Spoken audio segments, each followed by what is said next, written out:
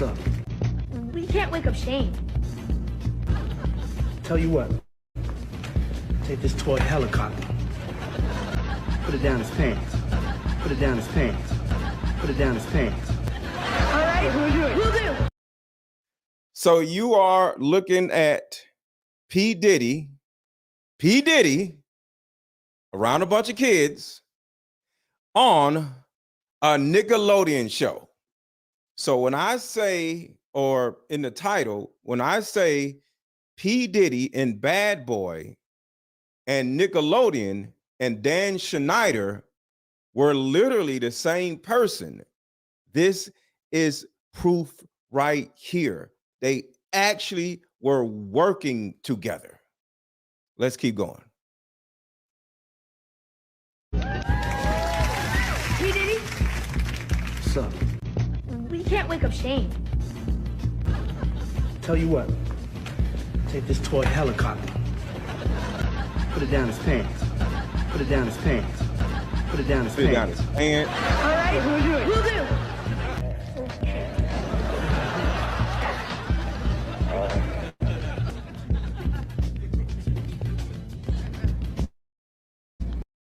Try this. Shall I? By all means.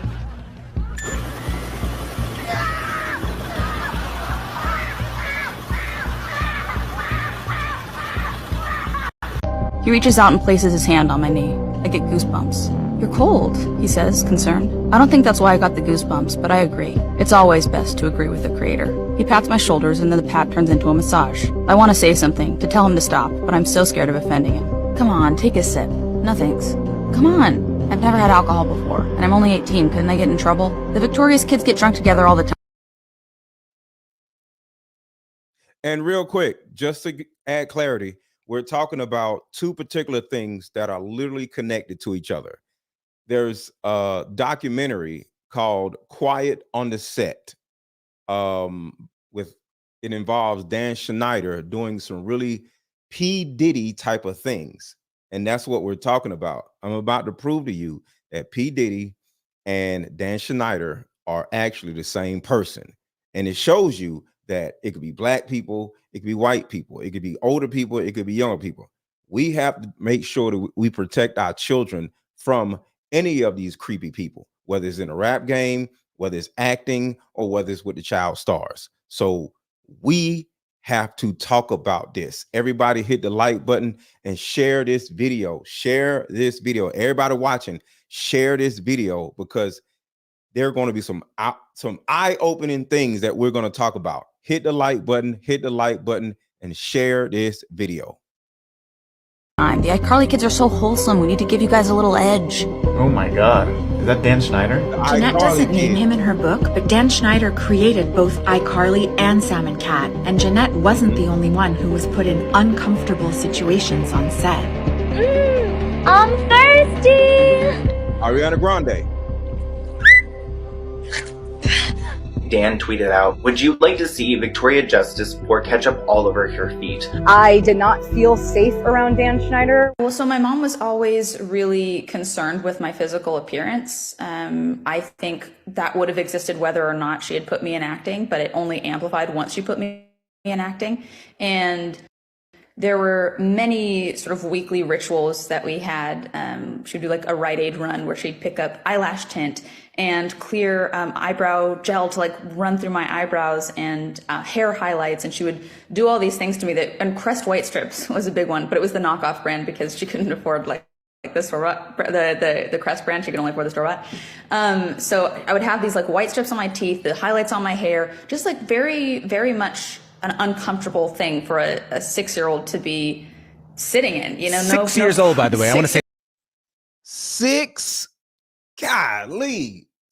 years old. Crest White, like, what are you doing? that again. 6 years old. Yeah. 6 years old. Very. So I was watching iCarly, then I noticed. Oh, this right here.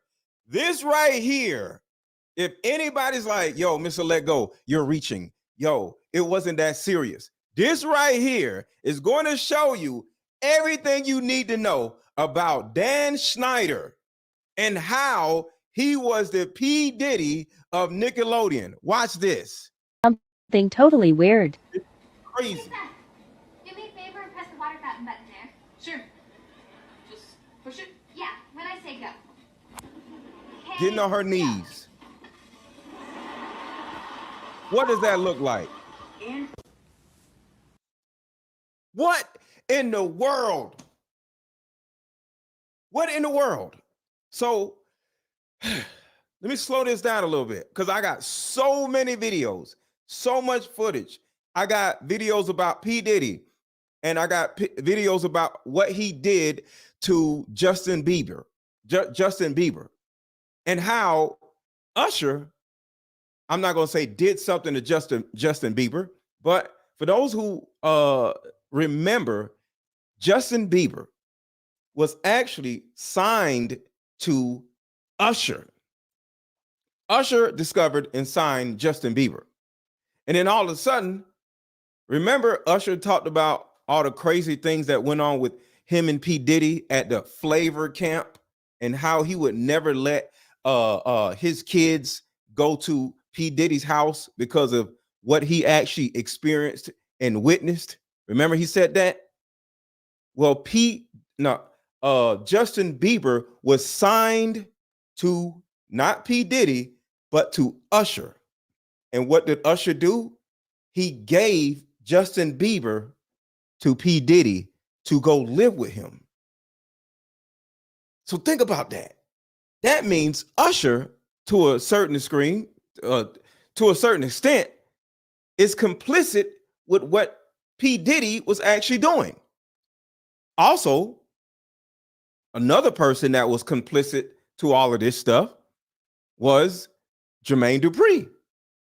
If you remember Criss Cross, one of the members of Criss Cross actually unalived himself because of what he actually been through. And to go a little bit farther, did you know one of the members of Criss Cross was messing with old ass, grown ass Jada Pinkett? Look it up. Jada Pinkett was quote unquote, with I think Kelly of Criss Cross when he was like 14 or 15. Jada Pinkett. So all of this is so connected with everything else. It's crazy. Has anybody heard about, because I think I got footage, I can find it. What's going on, Joe Smith? What's going on, Tracy? Everybody put your city in the chat. Put your city in the chat so I can find out who's all in here. What's up, Kat? Put your city in the chat. Put your city in the chat. Did anybody know about how Jermaine Dupri was, I'm not going to say was doing anything, but was facilitating an environment for something to happen with Criss Cross, and is proof that one of the Criss Cross members, when they were 15 and 16, was, I would say, dealing with, I don't want no problems, was dealing with Jada Pinkett. Let me know if y'all heard anything about that. I could look it up if I need to. All right, so let's get back to this. Everybody hit the like button, share this video, because Nickelodeon has so many issues with it, and the majority of our kids grew up looking at this mess. So it's important for you to share this video for other parents to be able to have to, get an opportunity to sit down with their kids and say, yo, what did you witness looking at Nickelodeon? We got to talk to our kids to find out what our kids witnessed when looking at these Nickelodeon shows without us being around, because we'll sit our kids in front of the TV. They'll look at hours and hours of Nickelodeon, and then we'll just go on about our business. These are the things that our kids were watching. Look at this crap. So I was watching Ickerly, then I noticed something totally weird. Hey, Seth, do me a favor and press the water fountain button there. Sure. Just push it? Yeah, when I say go. On her knees. Okay, go.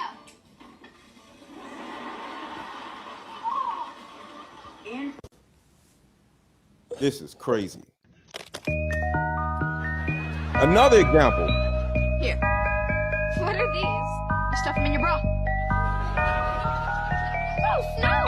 Mom, it's a beauty pageant. Yeah, a beauty pageant, not a booby pageant.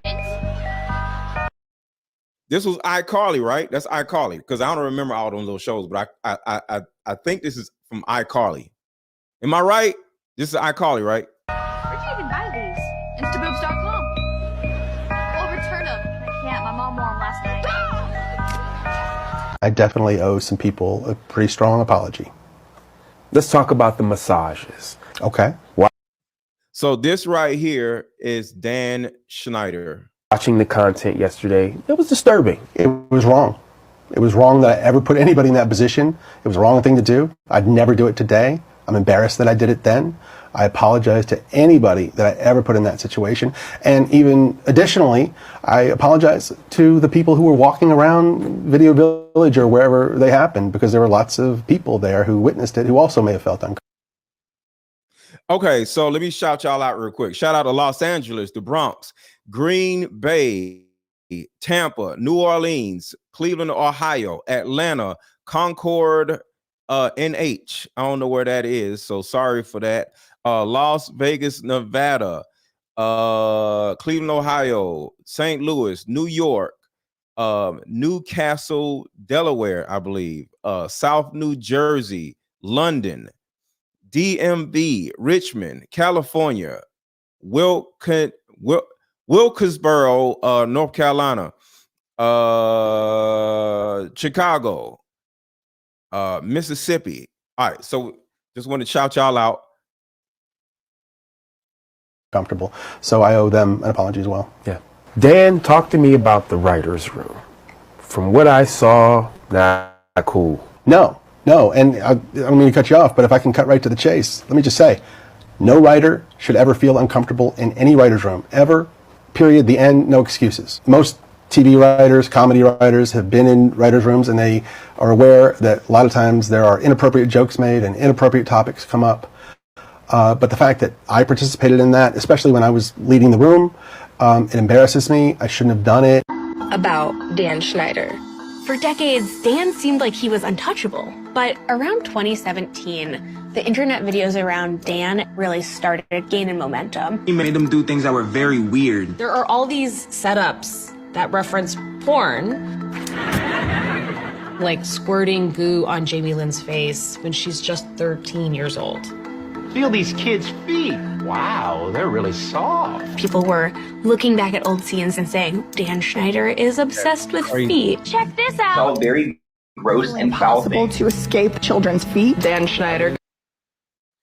Ugh, this is crazy.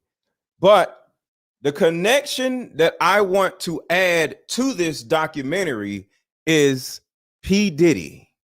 So I want y'all to remember something. You got Nickelodeon ruining young people over here. Really in the same, it was in the same time. It was like the 90s and between, it was between like what, 98 and 2013. P. Diddy was doing the same thing over here in the music world, right? So as I watch Quiet on the Set, I instantly thought about Justin Bieber, Usher, Chris Cross, B2K. Y'all remember B2K? Omarion, Lil Fizz, Raz B, J Boog. You already know Raz B is like literally just out of this world because he's so hurt and he's so traumatized. He's running around exposing everything. You got Marcus Houston. You gotta remember, all of them were, it's not even an alleged. All of them were like R'd or M'd by their manager. I forgot the manager. Yeah, Chris Stokes. Thank you, Joe Smith. Yeah, Chris Stokes did a lot of crazy things to all of them. And you wonder how they're living now. Well, Marcus Houston, didn't he just marry a woman that he was in a relationship with when she was like 15 or 16 or something, and he had to wait until she got old enough to actually marry her. So Marcus Houston right now is with a woman that wasn't a woman when he first started dating her. So they all were affected. Yes, Disney. If you look at any Disney documentary, Disney was doing all kinds of crazy stuff. So then you look at Justin Bieber. We're going to get to Justin Bieber also, but I want y'all to remember what happened to Justin Bieber. He was affected. So all of these young people, white or black, have been affected by the P. Diddy's, by the Chris Stokes, by the Dan Schneiders, by the R. Kellys. Is a lot of grown men that did a lot of things. So when, you know, everybody is on YouTube talking about these modern women this, modern women this, women aren't this. What about these men? Because I'll easily say that y'all can talk about women and modern women till y'all are blue in the face. But one thing y'all can't do is ignore these modern men, or these they weren't traditional, these men of the 90s, and how disgusting they were, and how they literally ruined thousands of young people. I'll say hundreds. I don't want to be crazy. They literally ruined hundreds of young people by their actions. So what about these modern men? Absolutely disgusting. He's a grown-ass man. What the are you doing? There's one video of Ariana Grande making a joke about a potato. Sometimes I wonder if you can get juice from a potato.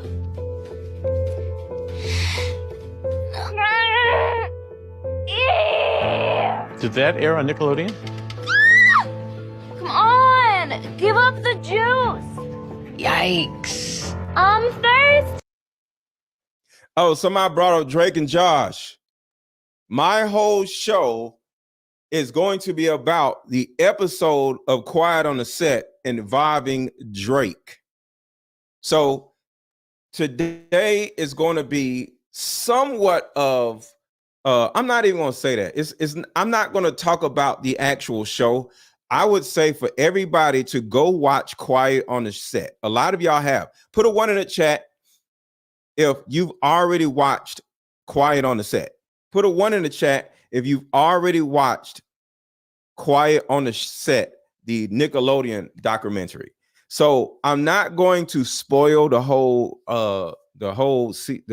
I think it's like 5-6 different episodes. I'm not going to spoil the whole set of episodes, but I am going to spoil one episode. I think it was like the 3rd or 4th episode, but it was so bad I had to talk about it, and a lot of y'all wanted me to talk about it, so I went and watched it because y'all said go watch the documentary, and it was so heartbreaking. And the thing that hit me is the dad, Drake's dad, literally cried, and I'm like, yo, because the boy had a dad. So you know, we talk about single mothers. He had a dad, and the boy still got caught up. So I was like, golly. But yeah, we're going to talk about all of this. Everybody hit the like button. Everybody share this video, because everybody needs to see this, because this is helpful to our community as Black people, white people, men, women, fathers, mothers. We got to protect these young people, because the thing about it is, your son may want to be a rapper. Your daughter may want to be an actress. Your daughter may want to be a model. We have to make sure that we are in the room with our children at all times, instead of just saying, oh, okay, my little 13-year-old son or 13-year-old boy is about to be famous. Go do it.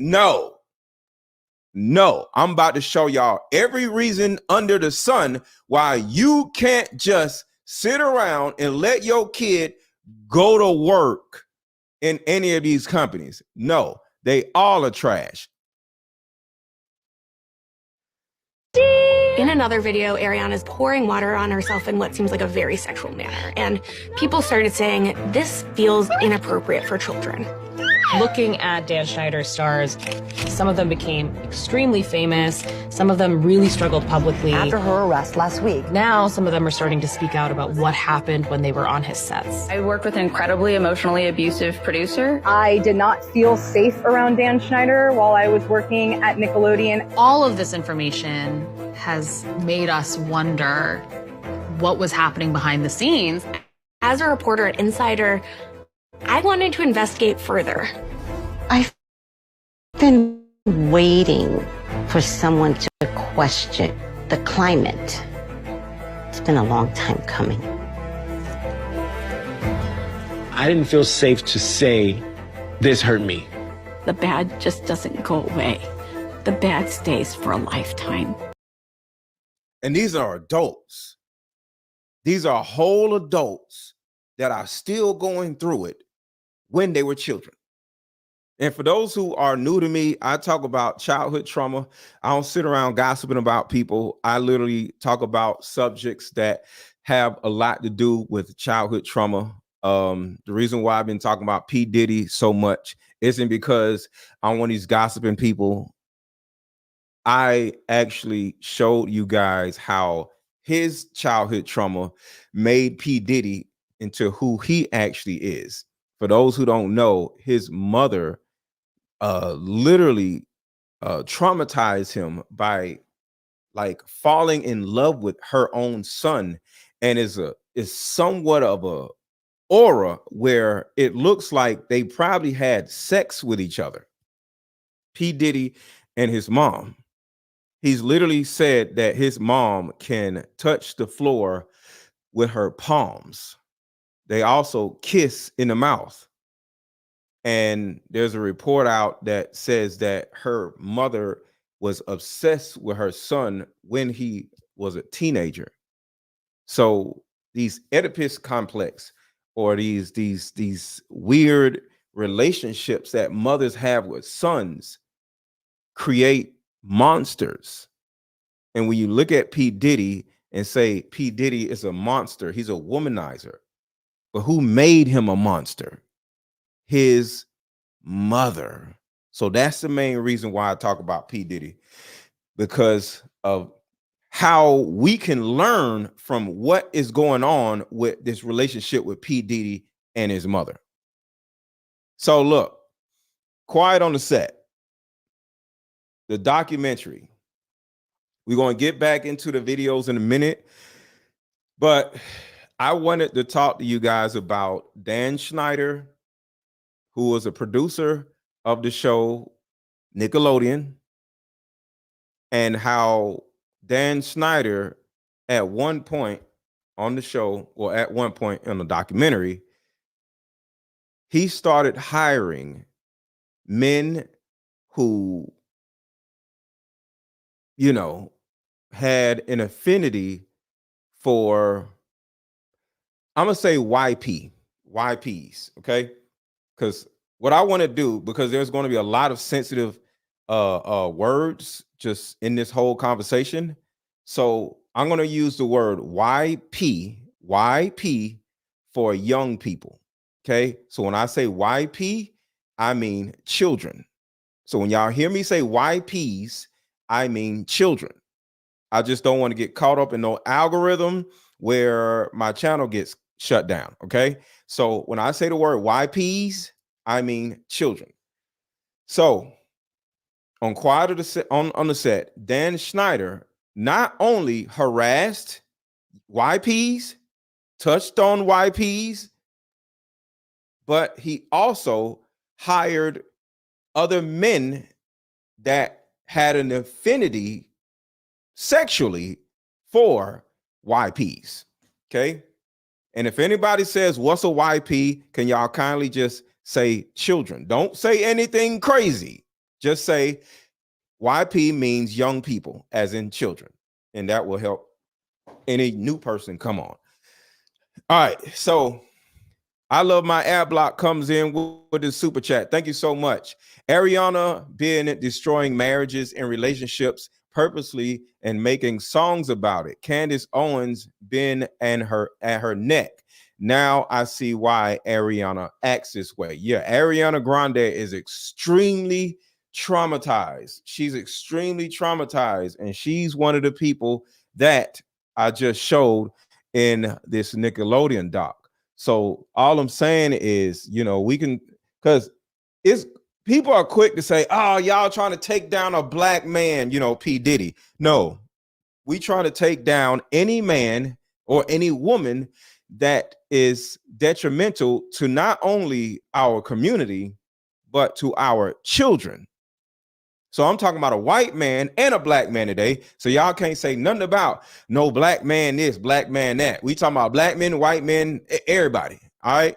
So everybody hit the like button. Everybody hit the like button and share this video because it's really going to be helpful to everybody, because everybody has watched a Nickelodeon show. I've watched Nickelodeon shows with my kids back in the day. We all have watched it. So this is a part of our childhood or adulthood. Everybody hit the like button and share this video. So Dan Schneider was a producer of the hit show Nickelodeon. Well, the hit network Nickelodeon. He was so much of a weirdo where he hired a staff of weirdos also. I'm about to talk about one of the people from this weirdo tree from Dan Schneider named Brian Peck, as in Pecker, but Brian Peck. But keep in mind that Dan Schneider is the person that is, you know, SA harassing these adult women and the YPs on the show on a normal basis and getting them to do weird, freaky stuff. All right. They instantly got fired for doing freaky stuff. So Brian Peck actually got fired for doing something to one of the actual kids on the show. The person I'm talking about, his name is Drake. And I'm going to spoil one of the episodes of Quiet on the Set when they talked about Drake, from Drake and Josh, I think. Yeah, Drake and Josh. So employees of Dan Schneider was doing a lot of weird stuff, mainly because Dan Schneider was doing weird stuff. And he hired weird men like him, and one of them did the unthinkable. This weirdo he hired was as a manager or something, and it was Brian Peck. Brian had a great idea of creating a show called Drake and Josh. Drake and his dad, keyword, and his dad. They were like this. Every time Drake's dad would get off work, he'd go get Drake from school, and they'll go to casting calls. They'll do commercials. They'll do this show. They'll do that. And all they wanted to do was, you know, build his son up to be a big star because he loved his son, right? So they was just doing all these off type of commercials, but it was nothing like a show, right? So he was still trying to get a good grip on the acting world. And, you know, dad didn't know nothing. He was just trying to help his son out, right? But his son would be sad because he's like, Dad, am I ever going to make it? Because doing a commercial isn't making it. You got to be a movie star or a TV star, right? And all of a sudden, Brian, you know, they went in for, he went in to, you know, do a read. And Brian, who was one of these weirdos, instantly took a liking to Drake, right? So Drake and his dad spent all these months just trying to get him into the acting world. And Drake eventually got a part on the show. I want y'all to think about this. I want y'all to think how substantial this was. Drake wanted to make it big and just get an opportunity. Brian seen Drake do a read and said, you know what? How about I give you your own show? Not a part in a show, your own show. And we're going to call it Drake and Josh. So he went and got a young man named Josh that was also acting on a show on Nickelodeon, and they paired them together, and he gave Drake his own show, Drake and Josh. Imagine you just looking for an opportunity to be an actor, and all of a sudden you meet a white man that says, I'm going to give you your own name and give it and make it the title of the show. So your name is Angela. It's Angela and Jennifer. You will be like, yo, I got my own name in my own show, like the Cosby Show type shit. The boy was ecstatic. The dad was so proud. So now he's on Drake and Josh, right? His dreams were about to come true. He now was about to be a child star. Melissa, just imagine somebody saying, we're going to give you your own show, Melissa so-and-so. You'll be like, what? So just imagine how huge that is, right? So his dreams came true, starring in his own show. As the show got more popular, Drake's dad became a little suspicious of Brian hanging around Drake's dressing room way too much. So think about this. Every day he goes to the show, you know, he brings his son to the show, right? And they're doing acting, doing this, doing that. And here comes Brian Peck, who's like, all right, you know, let's imagine this is the script. He's like, okay, so what I needed you to do is right here. Okay, all right, so what else? Okay, right there. Next thing you know, a hand lands on his arm.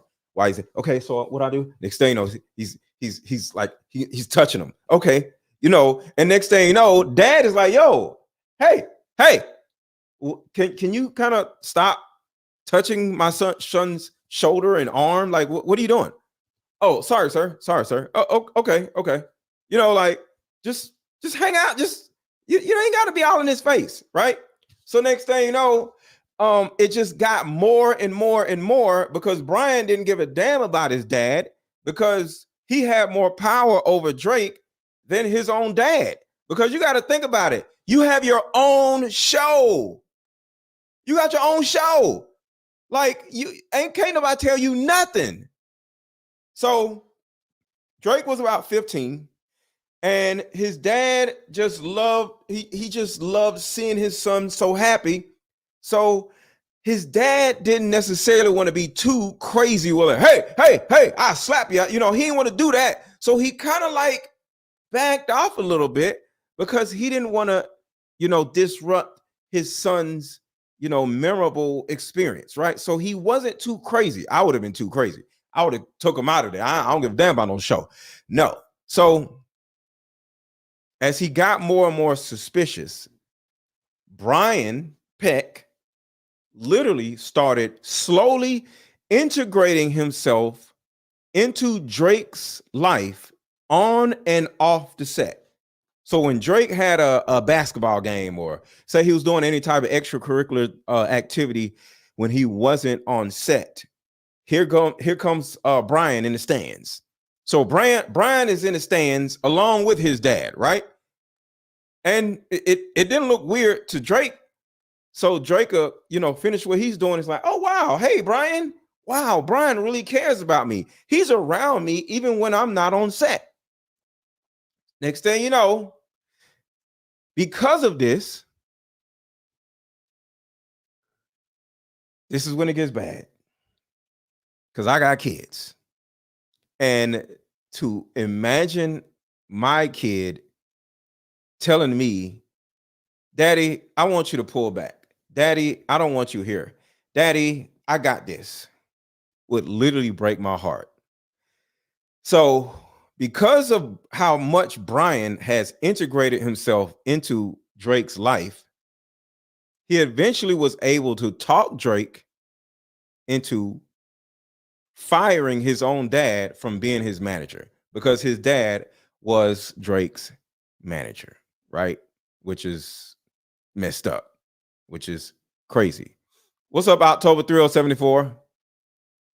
Drake was about 15 and his dad loved his son so much, he had to respect his son's decision.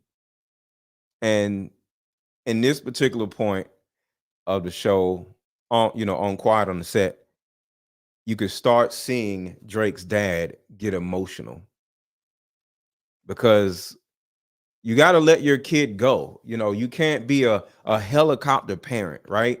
Even though you kind of have to be a helicopter parent sometimes.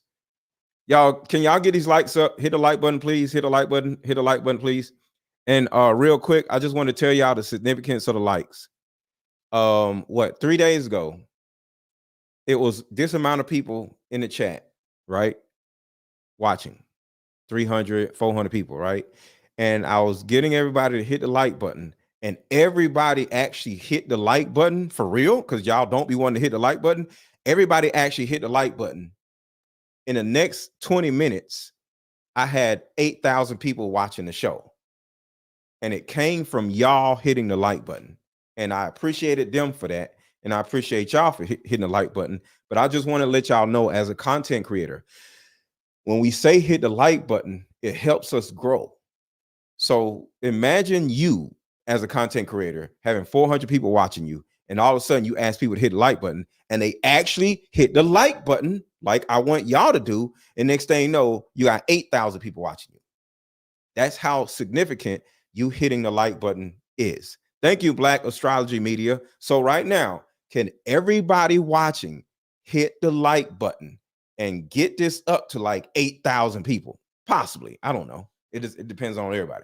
But the algorithm is a real thing. So when I say hit the like button, it's meant to help me grow. If y'all want to see me grow, hit the like button. All right. So he let his son go. Let him be, let somebody else be the manager, right?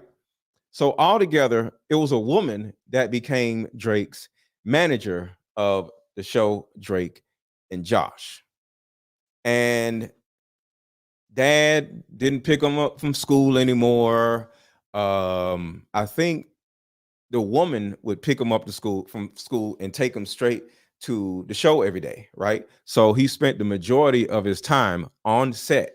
And it got to the point where Drake started spending the night, which is weird, which is super weird, because Drake's dad was divorced from his mom, right? So Drake would be with his dad sometimes, and then he would be with his mom sometimes.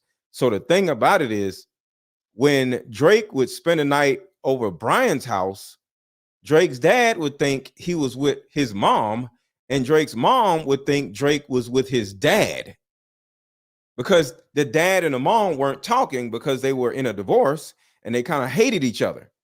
So nobody really knew where Drake was, because Drake would, because Drake wanted to do these things. So he would lie to his dad, I'm at mom's house. Oh, okay. And then Drake would lie to his mom, I'm over my dad's house. She was like, okay. And all the time he was with Brian. He was at Brian's house. So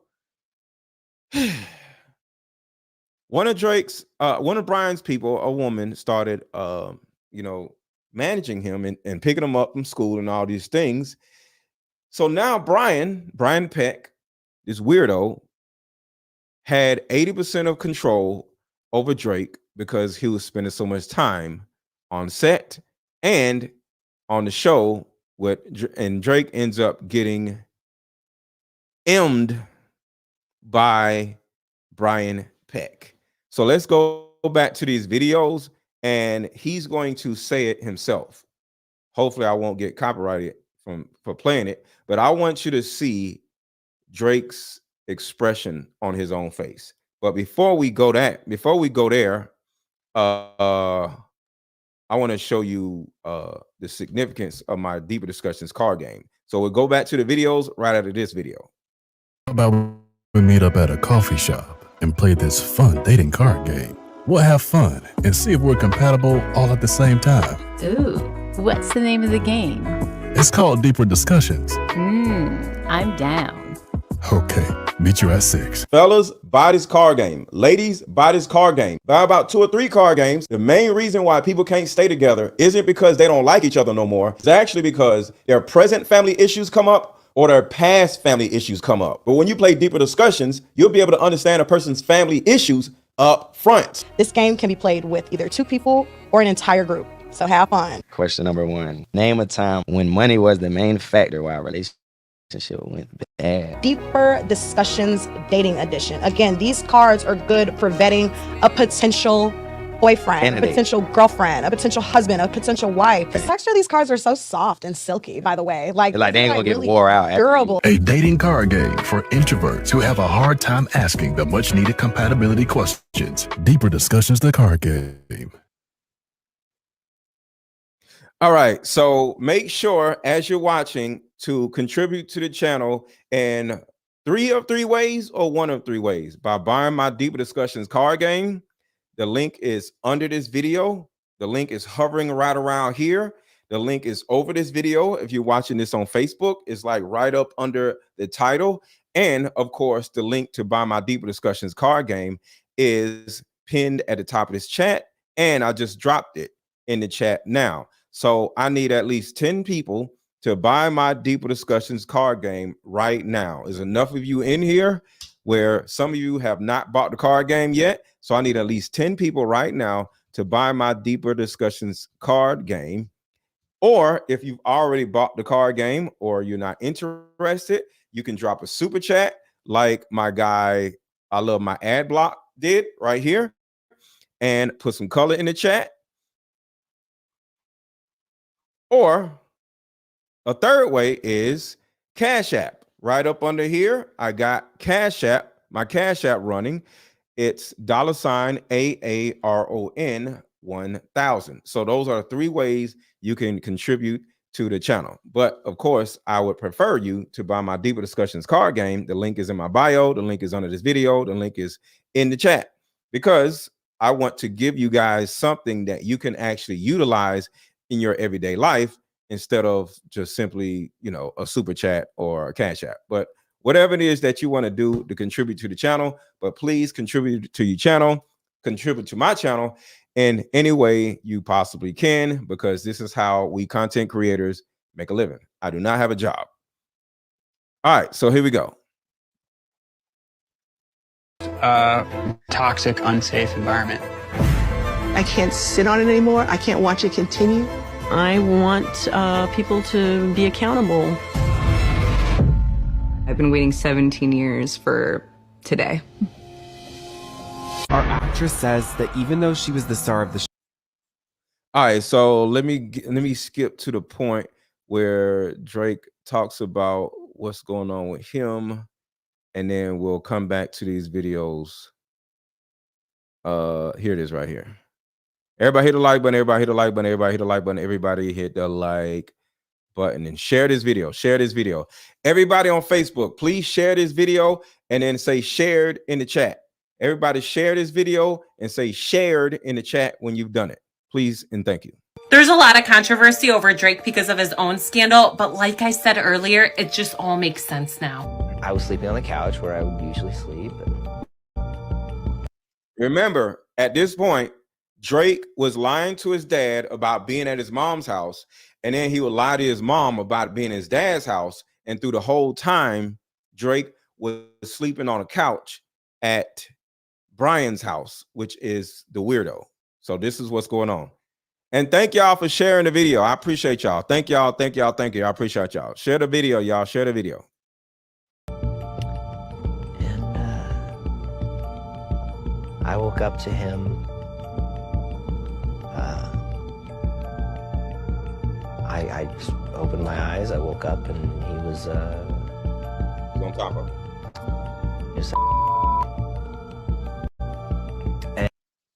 Just imagine this young boy, I think he's 14 or 15, sleeping on this man's couch, and he wake up and he got some fat white man on top of you doing something crazy.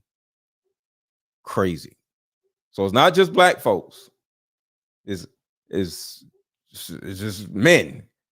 You know, so when women be talking about men and men of this, men of that, a lot of you men have to listen to these women, because as you can see, these men are doing these things to little boys too. So men are terrible people also to you YouTubers that sit around clowning women all day. Why do y'all ever do content about what men are doing? So before I just want to say this to any of you, when you're watching any content creator, and if they're always talking about women are trash, women are this, women, I need you to go in their comments or go in their chat and say, yo, are you ever going to do content about how nasty and terrible and life-altering men are also? Yeah, I know modern women are this, and they're going to take half your stuff and they ruin men's lives and blah, blah, blah, blah, blah. What about the men that are ruining men's lives? What about the men that are ruining little boys' lives? P. Diddy ruined grown men's lives and little boys' lives. Dan Schneider ruined women's lives, boys' lives, men's lives. Just imagine Drake's dad. He's never the same because of Dan Schneider, a man, and Brian Peck, a man. His life as a grown man is ruined. So when you are watching these content creators, you need to go in their chat and say, are you ever going to say anything about these goddamn men, or is it always about women? And if you're looking at a content creator and all they do is talk shit about women, you need to pay attention to what you're watching. Because at the end of the day, men are trash, women are trash. Everybody can be trash. There's some good men and there are good women out there too. But if you're watching a content creator and all their content is about women, they're trash. They're extremely biased.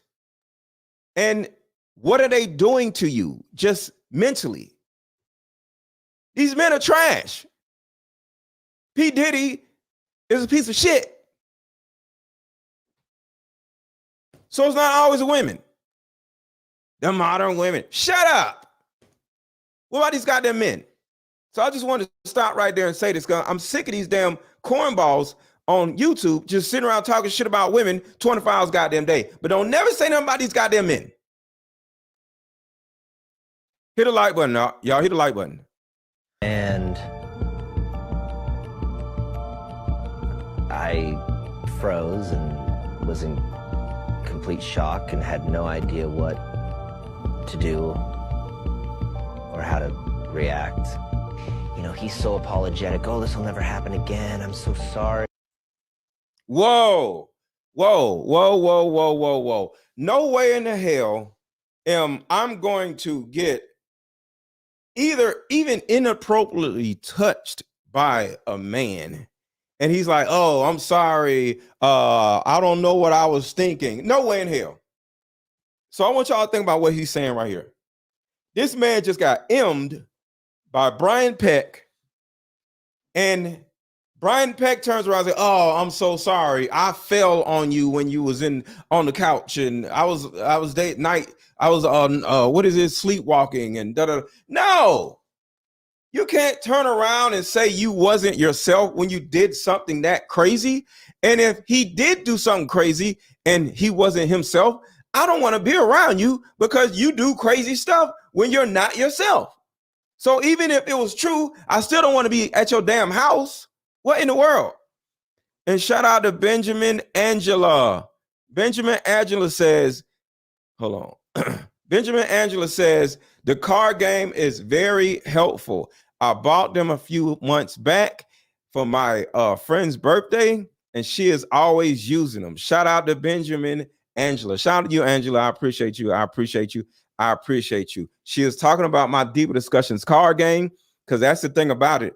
I have people in the chat that have already bought and they love this card game. It's 80 cards in this card game, and it is extremely helpful. And it's not just about fun, because of course you buy a card game to have fun, but it actually helps you understand the pathology of the person that you're dating. And that is the most important part to anything. You need to understand a man or a woman's pathology when you're dating that person, because they can get in your face and smile and say whatever it is they want to say, act how they want to act. You already know most men and most women start acting different once they get what they want or when they can't get what they want.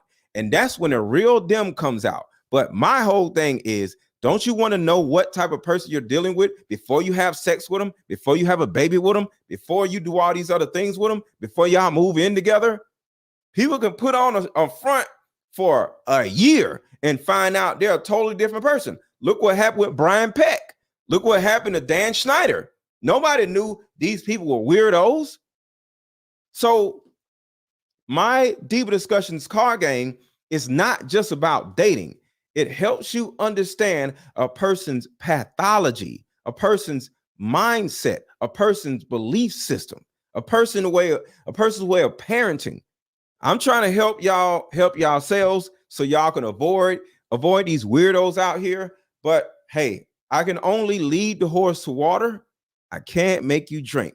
So if you want to drink and actually like make your life better, buy my Diva Discussions card game. The link is under this video. The link is hovering right around here. The link is over this video, and it's also in the chat. But shout out to you, Angela. I appreciate you. Thank you so much. You know, that I don't know what got into me, and I don't know what got into me. I crossed the line, and First of all, do you know what got into you? And not making fun of this, but if a man turns around and M's you and then turns around and says, I don't know what got into me, I need you to ask yourself, well, I know what got into me. Because that's the whole thing right there. Pause. Me, you know, anytime I would have an audition or anytime I needed to work on dialogue or anything, I somehow ended up back at Brian's house. Paige wants to know, yeah, if you could fill a pool with Get Out of Here. Sorry. And right here. This is important right here. That guy, do y'all know what this guy's name is? Because I don't know the characters' names. This guy right here was he was trying to protect her. He was trying to protect her in this scene right here. Hold on a second. Do y'all know what this guy's name is? Not him. And well, he figured out how to convince my mom and everyone around to have me, you know, anytime I would have an audition or anytime I needed to work on dialogue or anything, I somehow ended up back at Brian's house. All right, so right here, this is what I'm talking about right here. So when this guy jumps in this scene, he's trying to protect the women from Dan Schneider, because Dan Schneider would get in their face with the camera and ask them something freaky. Hey, if I was to touch your butt, what would you do? So the guy would jump in the, no, that's not Drake. Yes, the game helped her avoid. Oh, hold on real quick. I know y'all getting mad. I keep stopping, but this is important. Angela says, yes, the game helped her avoid the wrong person. No, I'm sorry. Yes, hold on. The chat is moving up now. Yes, the game helped her avoid marrying the wrong person. So much was revealed that didn't show. Oh, crap. Shout out to Angela saving her friend's life. That's what I'm saying, y'all. My card game is literally saving people from marrying the wrong person, because she was able to find out his pathology and was like, yo, this man is nuts. His belief system is crazy. I can't marry you. I'm out of here. And it can literally save you from having a kid or all this shit with the wrong person. That's what my Diva Discussions card game does. This is serious. It's fun, but it's also serious. Thank you so much, Angela. So watch how this guy jumps in the screen and tries to protect her, but he dismisses him immediately. Watch this. Wants to know, yeah, if you could fill a pool with Get Out of Here. Sorry. Wants to know if you could fill a pool with anything you like and swim in it, what would it be and why? Why would you ask a 14-year-old girl if you can fill a pool up with anything you would like and swim in it? What would it be? Bruh, this is nuts. This is absolutely nuts. So let's go back to the story. For those of you who didn't watch Quiet on the Set. So right now we're talking about how Jerry Trainer. Okay, Jerry Trainer is the guy that was trying to help be a buffer between the weirdos and the girls. So yeah, shout out to him. He was trying to help the girls stay. This is bad. Okay, so in this particular part of the story, Drake has just got M'd, right?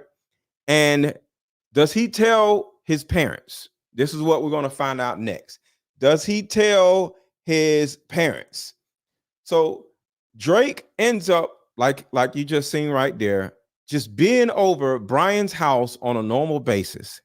And it got worse and worse and worse.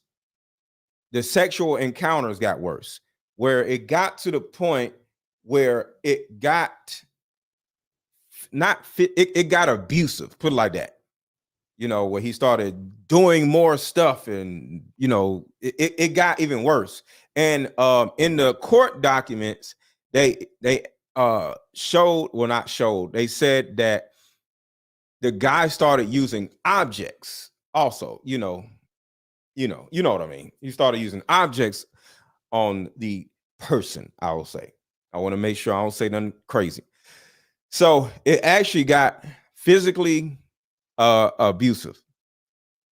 Drake ends up getting a girlfriend, okay, and starts spending all of his time over his girlfriend's mom's house, right? Bless me.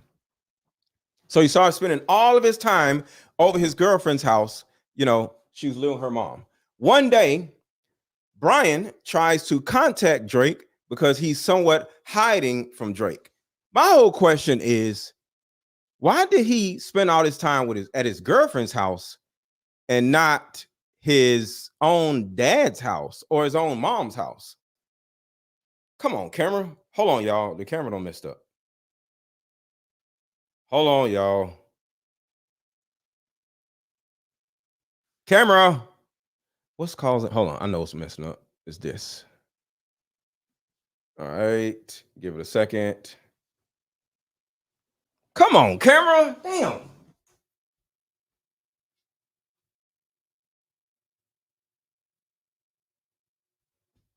All right. Hopefully that fixed the autofocus. Good. We good. All right, y'all. What's up, Shira? Okay. So one thing I don't understand is why did he just go home? Why didn't he just go home?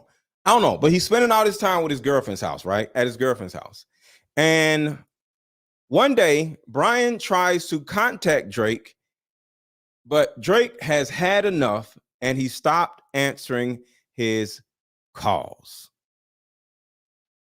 What does Brian start doing? He starts calling and calling and calling and calling and calling over and over. And oh, probably you said probably Shane. Yeah, you're right. Hartzella. I ain't even think about that. You're right. Golly, he was so shameful of what he kept allowing to happen because he kept allowing it to happen. I guess he felt so shameful where he couldn't just be around his parents again. Damn, man. Yeah, I see. I see now. I ain't even think about that. You're right. The shame. Shit. So he's calling and calling and calling and calling and calling. Phone is just going off. He's not answering the phone.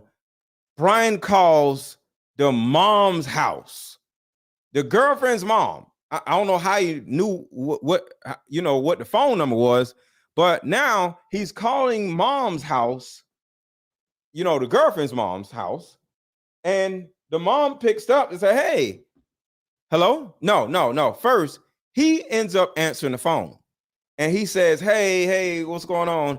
She's like, "Where you at? I need your butt. Like, what? I want to play with your butt some more." And he's like, you know what? I don't know. I'm busy. I'm doing this. I'm doing that. He's like, hey, let's go to Disney World. Yeah, I don't want to do that. And next thing you know, he hangs up, abruptly. And what happens again? He keeps calling. He keeps calling again. He keeps calling again. He keeps calling again. And then all of a sudden, the mom pulls Drake in the kitchen and it's like, what's going on? You're a 15-year-old boy. And this 40-some-year-old man keeps calling your phone. What's happening?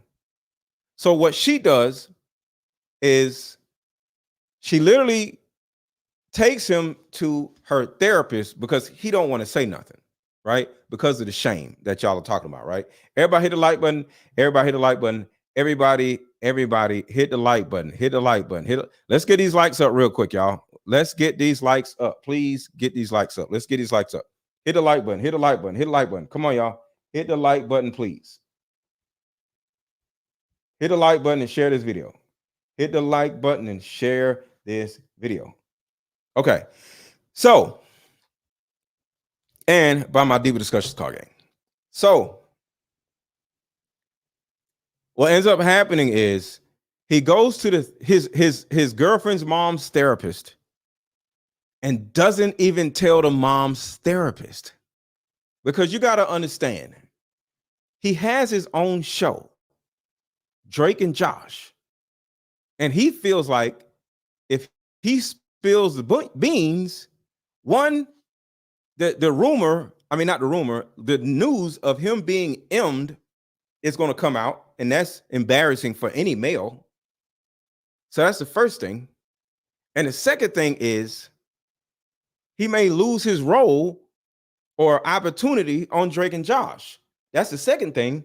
And the third thing is, who else is going to hire this little boy if he is on the news for being M'd by this producer? So in his mind, his whole life is going to fall apart, right? So he doesn't even tell the therapist. Because just like Diddy, because we're talking about Diddy also, just like Diddy, Brian Peck and Dan Schneider runs the industry of child actors. I'll say that again, because some of y'all would ask, why didn't Cassie just leave P. Diddy? Go work where? P. Diddy, remember, she was signed to P. Diddy. She was a singer. So she's just like, if I tell somebody, he runs the entire music industry. So in this situation, just like with Cassie, Drake couldn't tell anybody because Dan Schneider and Brian Peck ran the entire childhood acting industry. Drake wants to be in movies. He wants to be in Transformers. He wants to be in all these other movies, these horror movies where a kid is saying little weird, scary stuff in the movies. Child actors are like huge in the acting world. So he's thinking about being an actor in the movies and not just on Drake and Josh. So he's like, I don't want to tell nobody, right? He'll be embarrassed. And then another thing, what if nobody believes him and they pan him out to be a nut? He's just making it all up. He's trying, just like everybody said about Cassie. So the thing about it is, Drake is like Cassie. And that's the scariest part about this whole situation. When a person has this much power over you, there are multiple reasons why you don't just jump up and tell everybody or jump up and sue. You want to go about your business, or you want to be left alone, or you want people to still love you and view you the way that they perceive you as. But when they find out that you got all these dirty secrets, nobody wants to work with you anymore. And you could turn around and lose hundreds of thousands of dollars and get kicked out of a whole city. You know what I'm saying? So it's a real thing, you know, and I had to really empathize with this young man's story because, you know, ain't nothing like that ever happened to me. But I'm like, damn, I would tell somebody. But then if it did happen to me, I may not want to tell nobody. I don't know. So one lesson we have to learn from this that is extremely important. This is what I told my daughters. I said, if anything ever happens to you, I'm not going to do nothing crazy. I'll say it again. I told both of my daughters, if a man ever you or M's you or R's you, I'm not going to do anything crazy. I'm not going to go to jail. I'm not going to unalive nobody, because a lot of times young people or women in particular don't tell their dads, they don't tell their uncles, they don't tell the people that they love them that something just happened to them, you know, or something happened at the hands of a man. Because the thing about it is, the child can turn around and not only be embarrassed, but their dad may do something crazy that'll put them in prison. Now, to the child or to the woman, she's going to be like, damn, because of me, my dad is in prison. I made it where my dad is now serving 3 or 50 years in prison for doing something to the man. So it's like, I can't tell anybody because I know my dad crazy. So I told my kids, like, if you tell me anything, I'm just going to look at you and say, what do you want me to do?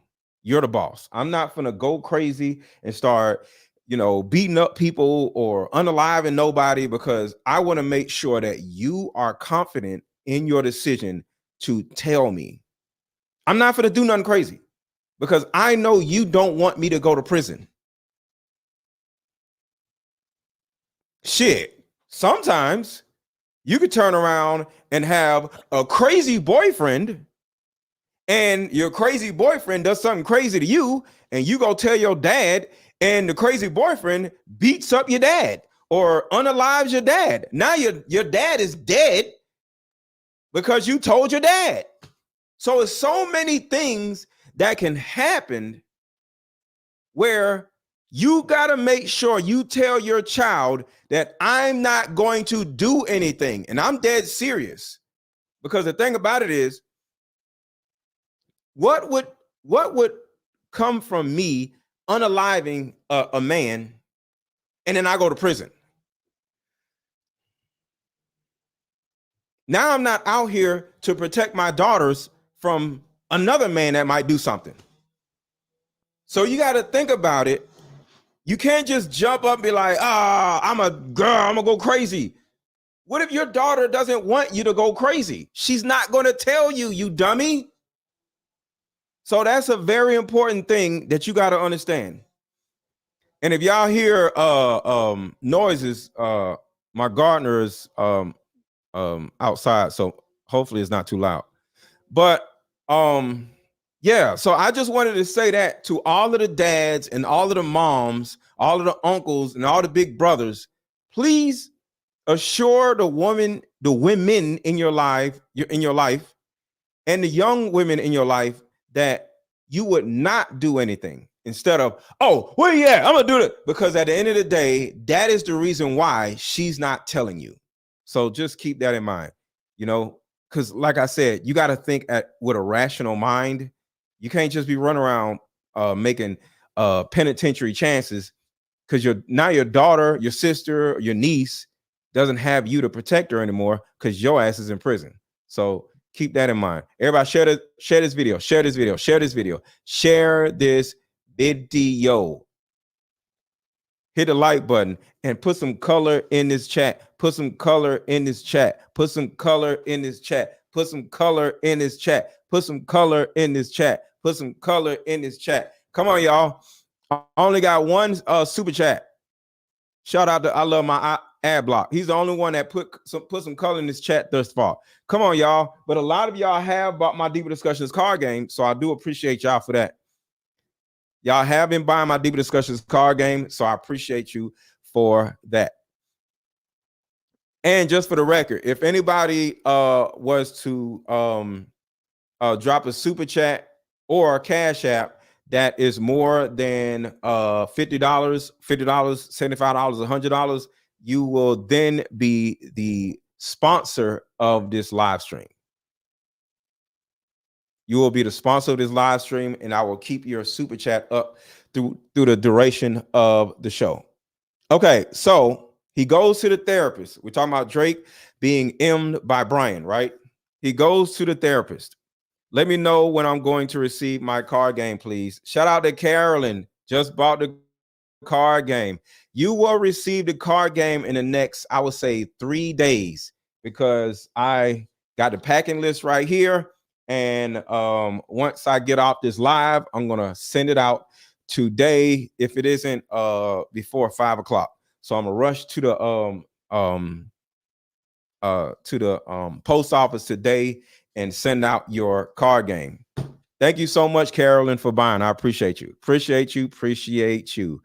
I live in Baton Rouge, and unalive a man in the airport coming home from the airport for court with policemen. He on the payphone, and what I did was hurt. Okay, I don't really understand it. Well, thank you, Gina, for that. What you're saying. I just can't really read it that well. So he doesn't tell anybody. He's back on the set. He's still making money. He's still on Drake and Josh. Everything is still going well because he's spending time over his girlfriend's house and not over Brian's house. So he's no longer being M'd, right? So this is what happens that makes him go crazy.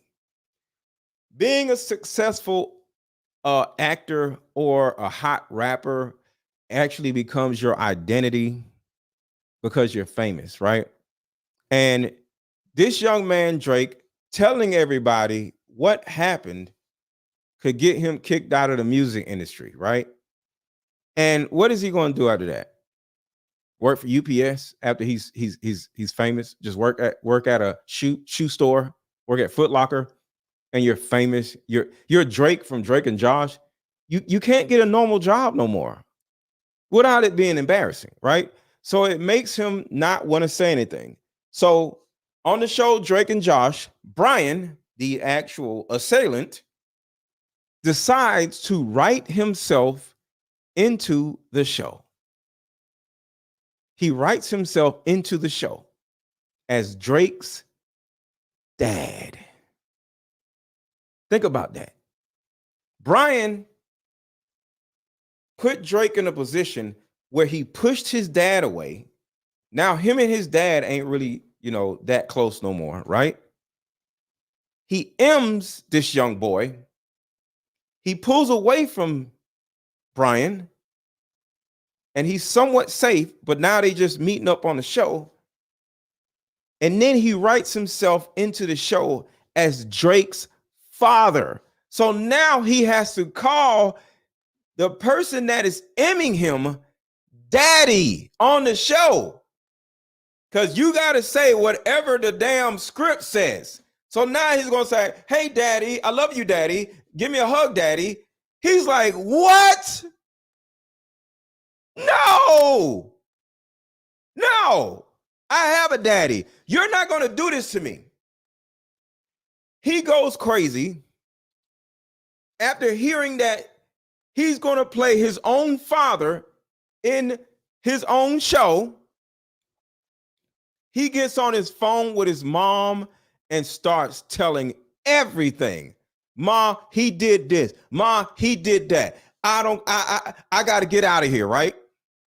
She immediately calls the police and they start an investigation.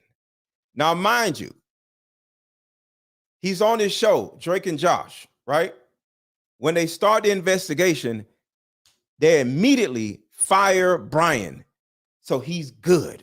He can stay on the show and continue filming the show, which is amazing, right? He's gone. Everything is good. So he gets on the phone with his dad, and this is the thing that is so hurtful. Everybody hit the like button. Everybody hit the like button. This is what's so hurtful. He gets on the phone with his dad. And his dad, so Drake is like, hey, Dad, you heard what happened, right? He said, no, what happened? He says, it's not funny, so I don't mean to laugh, but he says, Brian is now in jail for Emming. Not who, but for Emming, right? And he's like, oh my God, I knew he was that type of guy. This is what his dad is saying. Oh my God, I knew it. I'm so glad he is now behind bars and he didn't get to you.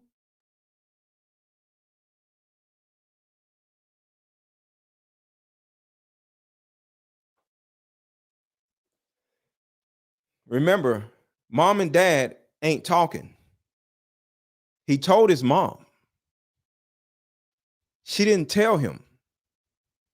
The mom didn't tell the dad what happened.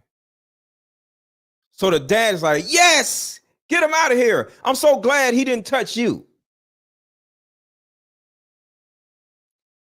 Yes, I got footage of the dad. Let me see if I can find it. And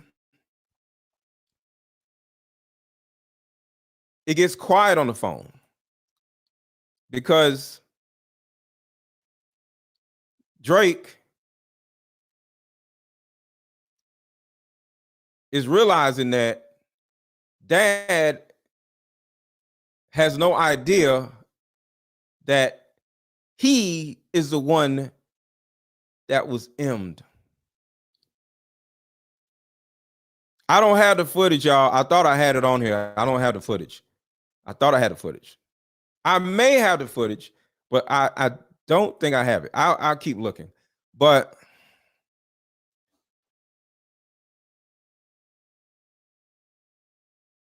so all of a sudden, Drake says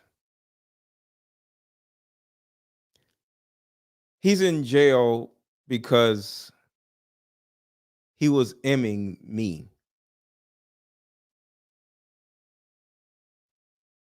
Dad instantly starts crying. His dad just lost it. Drake was able to keep working on the show, but dad, he already lost his wife. I want you to think about that. You know how y'all women, y'all love to divorce y'all husbands, right? So he already lost his wife. And then secondly, he already lost his son because, him and his son was hanging out together every day. He was his son's manager. And then his son was like, Dad, no, I don't want you to be my manager no more. So he lost his wife. He lost his son.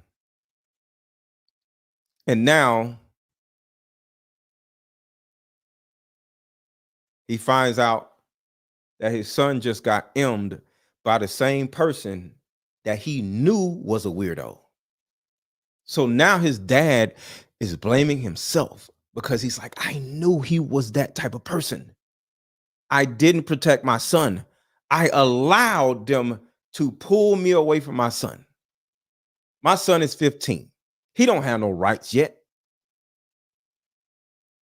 But because he respected his son's space and his autonomy, he went ahead and allowed his son to get another manager. As a father, because I'm a father of 2 daughters, that would have drove me nuts because to a certain degree, it would have been my fault.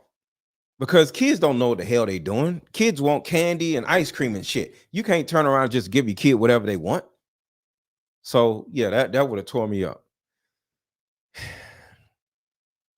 Dan Schneider, this is when it gets weird and creepy. Dan Schneider calls Drake once the news gets out about Brian getting arrested and being fired and says, "Are you okay? I just want to make sure you're okay. Do you need anything?" He's like, "No, I'm okay."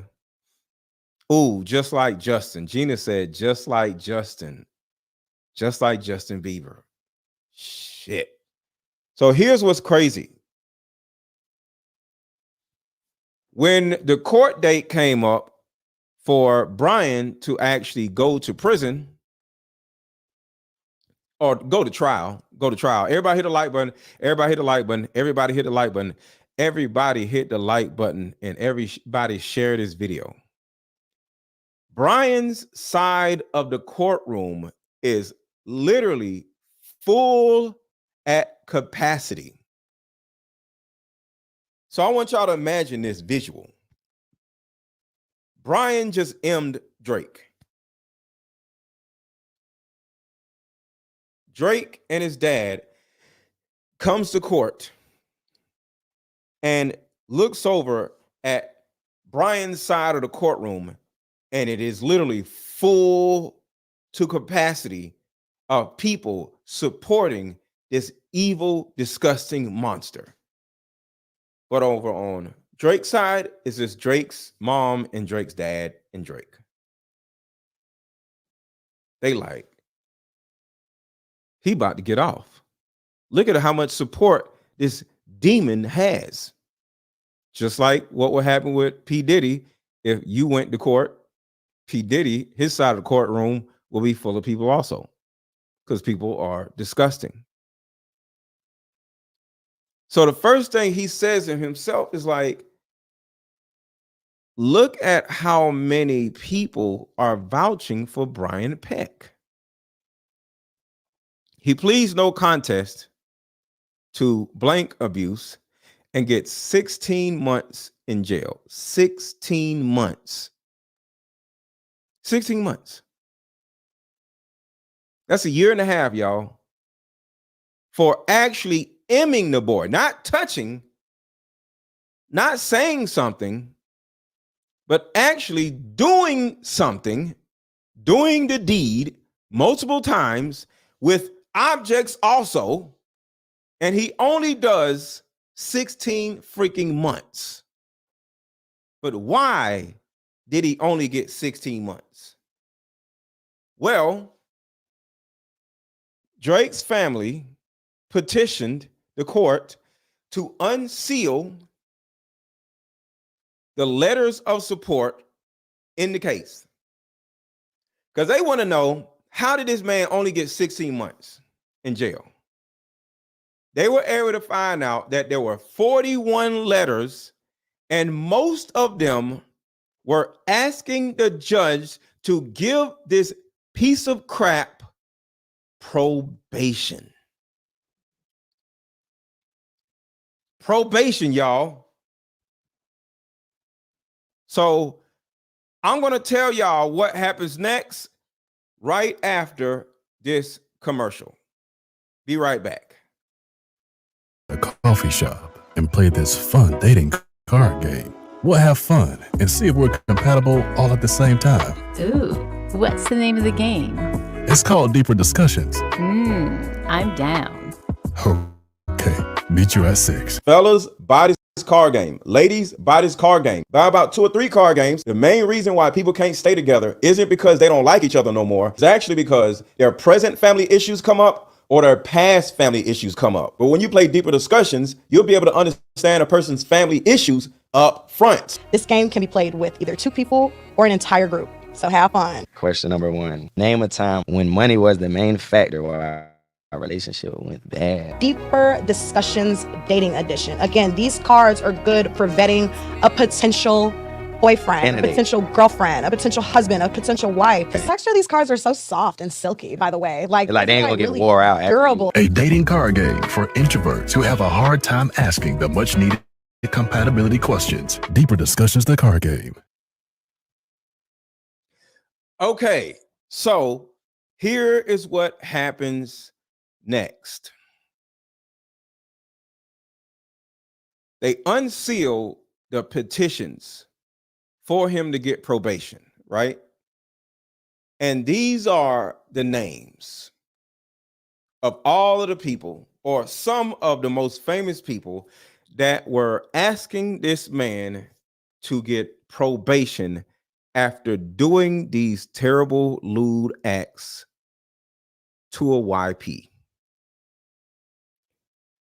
The 90s TV show dad, Alan Thicke. Do y'all remember Alan Thicke back in the day? Say yes or no in the chat. Do y'all remember Alan Thicke from back in the day? Didn't Alan Thicke play on Growing Pains? Let's see. What show did Alan Thicke play a dad on? Yeah, it was Growing Pains. Do y'all remember Alan Thicke from Growing Pains? Say yes or no in the chat. Do y'all remember Alan Thicke from Growing Pains? What's up, Teresa? What's going on with you? Alan Thicke was one of the first people to vouch for this disgusting human being. And it's going to get worse. It's going to get worse, because I'm going to tell y'all what they said in the petition. What they said in the petition was crazy. So, X-Men producer Tom DeSanto. These are real people. Tom DeSanto. The next person is James Marsden. Some of y'all may know these people, some of y'all may not. The next person is Taran Killam. The next person is Ron Melendez. The next person is Ryder Strong. Some of y'all may know these people, some of y'all may not. A lot of y'all say y'all knew who Alan Thicke was. The next person is Will Friedle from Boy Meets World. A young boy from Boy Meets World. Will Friedle from Boy Meets World. Next person is Joanna Kearns from Growing Pains. So I think Joanna Kearns played the wife of Alan Thicke in Growing Pains. So two people from Growing Pains, the show Growing Pains, was in this on this list. The next person is Kimmy Robinson.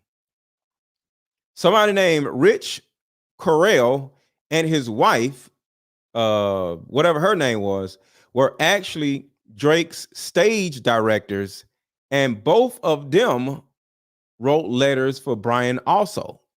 So people who actually wrote letters for Brian are actually working with you on set presently. Yeah, Alan Thicke is the father of Robin Thicke. Exactly. So this is what makes it worse. This is what makes this worse. Most of the people that tried to get him probation, that wrote letters about his character, literally said that Brian was tempted and he succumbed to temptation. They didn't say he's a great guy and I can't believe he did something like this. The little boy is lying. No, they literally said, who is a Brian person? Brian is the person that was up under the leadership of the Nickelodeon leader, which is Dan Schneider. So Dan Schneider hired a bunch of weirdos. So Dan Schneider was doing weird stuff, and he hired weirdos up under him. And Brian Peck was one of the weirdos that Dan Schneider was friends with. You know, you bring your friends in and give them a job, stuff like that. So he had a bunch of friends that are nasty men, and they M'd Drake from Drake and Josh show. So we're talking about how he went to jail, and a lot of people wrote in and didn't say he's a great guy. I can't believe he did this. No. They literally said most of the people used the word and they insinuated that Brian succumbed to temptation, which means that the person writing the letter empathized with Brian. They're looking at Drake like it's a fine ass woman with some big titties or something. How is a grown man tempted?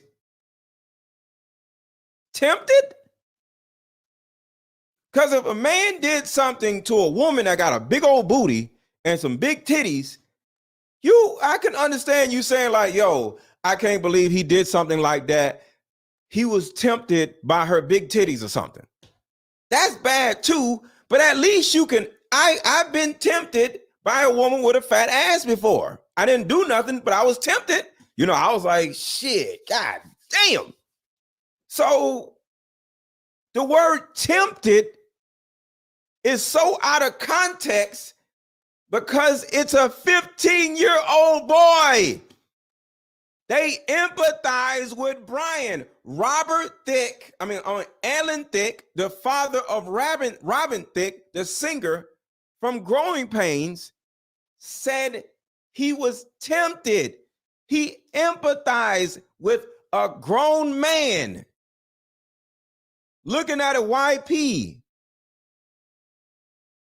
YP stands for young person.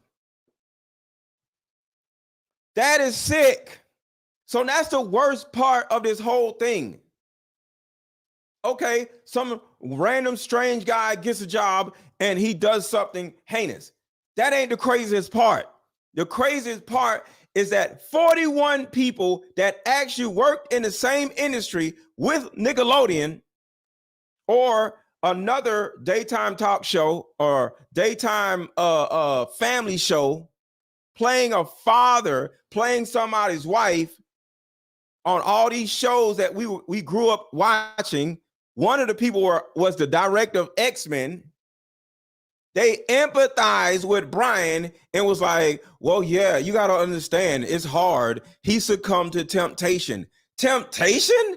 Are you crazy? For a child? A boy? No titties. What the hell? Bruh. The word temptation was used in 90% of the 41 letters. Temptation. That was empathy. I empathize with how he felt. That's nuts.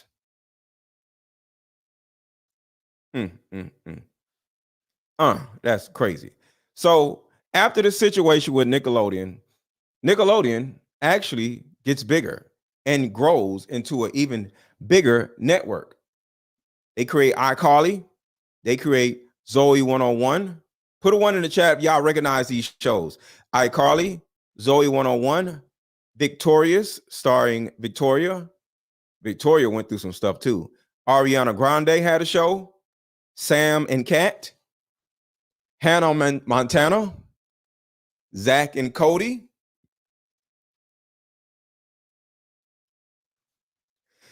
And guess what? The same stuff kept going on because Dan Schneider felt like he was untouchable. Dan Schneider was making more money and working with more kids. And on these shows, there would be things written into the scripts for the kids to say things like, would you like to be slapped with a sausage? I want to be on the wood. Boys spraying water in girls' mouths. A pack of gooey liquid would squirt in a girl's face like it's a blank shot. Ariana Grande licking her own damn feet, squeezing a damn potato, pouring water on herself. Or there was a pickle man that literally would walk around with a bunch of pickles, and he would literally shove the pickles in people's mouths when they talk too much. They'd be like, "Here comes the pickle man," do do do do do do do do, bloop, and would just put pickles in girls' mouths and walk out the room. Virtually every day, Dan Schneider would make one woman on the staff give him a massage.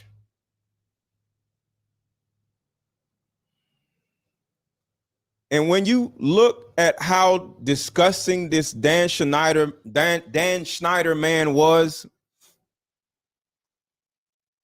and how he ran a kids TV show, gave opportunities to so many kids, and built a whole new culture, P. Diddy was doing the same exact thing in the music game. The same exact thing in the music game. So between Dan Schneider and P. Diddy, these two men ruined hundreds of young people's lives. So let's get back to these videos. Hit a like button, hit a like button, hit a like button, share this video. For someone to question the climate, it's been a long time coming. I didn't feel safe to say, this hurt me. The bad just doesn't go away. The bad stays for a lifetime. It was a toxic, unsafe environment. I can't sit on it anymore. I can't watch it continue. I want people to be accountable. I've been waiting 17 years for today. Our actress says that even though she was the star of the show, it was in name only. When she landed the part, the producer never mentioned anything about sleeping with her, because he had a handful of other actresses on other shows who were keeping him busy. All but one of them were underage. She suspected that because she was legal for almost the entire run of the show, that he was just not that into her. At some point, he did allegedly try and sleep with her, and she turned him down. That rejection cost her a bunch of scene reductions on Victorious. The next time she turned him down, her personal appearance offers began to dry up, and she was even in fewer scenes. Which, y'all, this does line up with Victorious. The final 2 seasons of Victorious, Victoria Justice is barely in, and Kat and Jade really take the center stage of the whole show. Anyway, continuing on with this blind item, meanwhile, this producer found someone else to sleep with, and who is also legal, but loved to roleplay super young. And the publication has identified this, allegedly, as Ariana Grande. She was getting the good lines and scenes. She was being offered crossover opportunities, and new shows were being developed for her. The producer also stated, pitting the cast against our actress. If you want your career to succeed, you took the side of the producer. If you wanted it to fail, you took her side. The producer started spreading lies about our actress. He did so regularly. When the show finally ended, there was no one out there who was willing to hire her because of all the stories the producer had been spreading. So when she did get work and asked for anything, or was a few minutes late from lunch or whatever, the stories would start again, and getting work even harder. The only work she can really get at this point are product endorsement deals and doing work for companies. No one wants to hire her for acting. No one wants her for pretty much anything. She says that even though her career has gone into the tank because she wouldn't sleep with the producer, she doesn't regret her decision. She points to another actress of a show he produced, presumably iCarly. The actress slept with the producer and his friends, and it didn't help her career at all. And y'all, that just makes me think of Miranda Cosgrove's Dr. Luke album, because she has like a whole album that has several songs produced by him, and he's clearly a friend of Dan. She is hoping that people will start to pressure the producer to let up on the comments, and that other producers will give her a chance. She just wants to work. End quote. Sadly, Victoria Justice's career has been at a standstill since Victorious. And if this blind item is one of the many blind items that is true, that would mean Ariana Grande was only 16, and Dan Schneider would have been a sickening 47 years old. If you've been online this week, you may have come across the scandal surrounding former Nickelodeon producer Dan Schneider, who was behind popular shows like The Amanda Show, iCarly, Drake and Josh, Victorious, and more. In a new docuseries, Quiet on Set, The Dark Side of Kids TV, Schneider is accused of inappropriate and abusive behavior against people on set, including child actors and female writers. Now he has responded to those accusations in an interview with actor Boogie, who was on iCarly. The TV producer spoke about Brian Peck, a dialogue coach who went to prison on 2 counts of child sex abuse. Schneider said he was not responsible for hiring Peck, who sexually abused actor Drake Bell, who worked on The Amanda Show and Drake and Josh. Schneider said he was more devastated by that than anything that ever happened to me in my career thus far. Yeah, right. A Nickelodeon spokesperson told CBS News in a statement that it can't corroborate or negate allegations from productions decades ago. And in the interview, Schneider said he is embarrassed and regrets his behavior, adding he owes people a pretty strong apology. He also addressed some of the other allegations highlighted in the docuseries, including sexually suggestive jokes that he included in some of the shows, saying he's in favor of cutting them out now if they're upsetting to viewers. 2 female writers on The Amanda Show alleged they had to split a salary in order to get hired, something Schneider said he had no control over. He apologized for treating people poorly and admitted that he should not have asked people to give him massages on set. Former Zoe 101 actor Alexa Nichols slammed Schneider's interview in a new YouTube video, saying she feels no remorse from the producer and would have preferred a private apology. I know everyone deals with their own emotions in their own way, but I don't feel anything from you, Dan, Nicholas said. Did anyone else watch Quiet on Set and realize that everything's making... So I want to show y'all this right here. Some of y'all didn't see this. P. Diddy used to be on Nickelodeon, y'all. Y'all probably don't know this. Check this out. P. Diddy? What's up? We can't wake up Shane. Tell you what. Take this toy helicopter. Put it down his pants. Put it down his pants. Put it down his pants. All right, we'll do it. We'll do.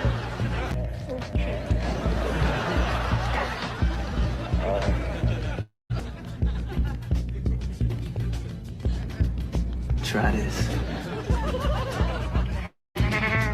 Shall I? By all means.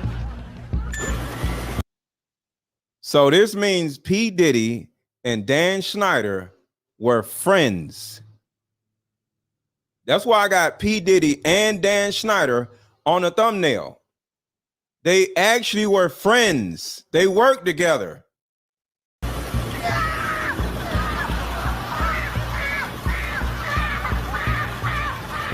Put me in acting, and there were many sort of weekly rituals that we had. She'd do like a Rite Aid run where she'd pick up eyelash tint and clear eyebrow gel to like run through my eyebrows and hair highlights, and she would do all these things to me that... Now, what she's saying is eyebrow liner and all this other stuff. Watch how old she was when she was getting eyeliner and makeup. And Crest White Strips was a big one, but it was the knockoff brand because she couldn't afford like the store-bought, the Crest brand. She could only afford the store-bought. So I would have these like white strips on my teeth, the highlights on my hair, just like very, very much an uncomfortable thing for a 6-year-old to be sitting in. You know, A 6-year-old. Years old, by the way. I want to say that again. Old. 6 years old. Yeah, 6 years old. Very. So I was watching iCarly, then I noticed something totally weird. Sure. Just push it? Yeah, when I say go. Okay, go. This is nuts. Here.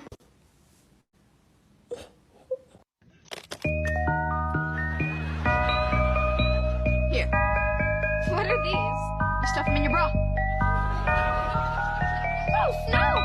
Mom, it's a beauty pageant. Yeah, a beauty pageant, not a booby pageant. Where'd you even buy these? Instaboobs.com. We'll return them. I can't. My mom wore them last night.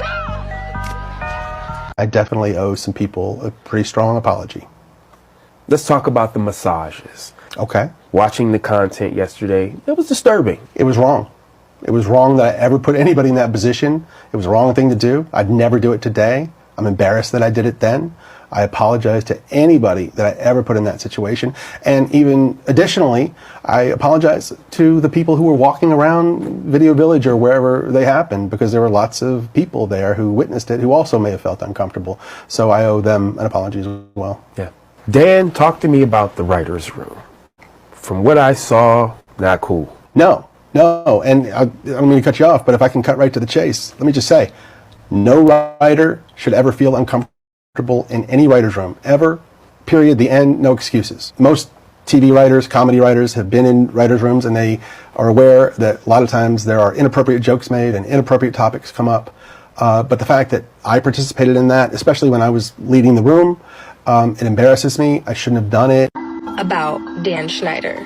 For decades, Dan seemed like he was untouchable. But around 2017, the internet videos around Dan really started gaining momentum. He made them do things that were very weird. There are all these setups that reference porn, like squirting goo on Jamie Lynn's face when she's just 13 years old. Feel these kids' feet. Wow, they're really soft. People were looking back at old scenes and saying, Dan Schneider is obsessed with feet. Check this out. All very gross and foul Impossible things. to escape children's feet. Dan Schneider. Absolutely disgusting. He's a grown-ass man. What the are you doing? There's one video of Ariana Grande making a joke about a potato. Sometimes I wonder if you can get juice from a potato.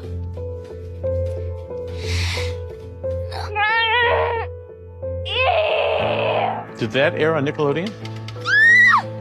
Come on, give up the juice. Yo, can y'all imagine your kids watching this? Your kids was watching this, and all of these were written by Dan Schneider or Brian Peck. Yikes. I'm thirsty. In another video, Ariana's pouring water on herself in what seems like a very sexual manner. And people started saying, this feels inappropriate for children. Looking at Dan Schneider's stars, some of them became extremely famous. Some of them really struggled publicly. After her arrest last week. Now, some of them are starting to speak out about what happened when they were on his sets. I worked with an incredibly emotionally abusive producer. I did not feel safe around Dan Schneider while I was working at Nickelodeon. All of this information has made us wonder what was happening behind the scenes. As a reporter at Insider, I wanted to investigate further. I've been waiting for someone to question the climate. It's been a long time coming. I didn't feel safe to say, this hurt me.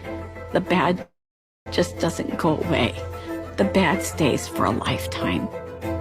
It was a toxic, unsafe environment. I can't sit on it anymore. I can't watch it continue. I want people to be accountable. I've been waiting 17 years for today. Our actress says that even though she was the... All right, so we talked about this part.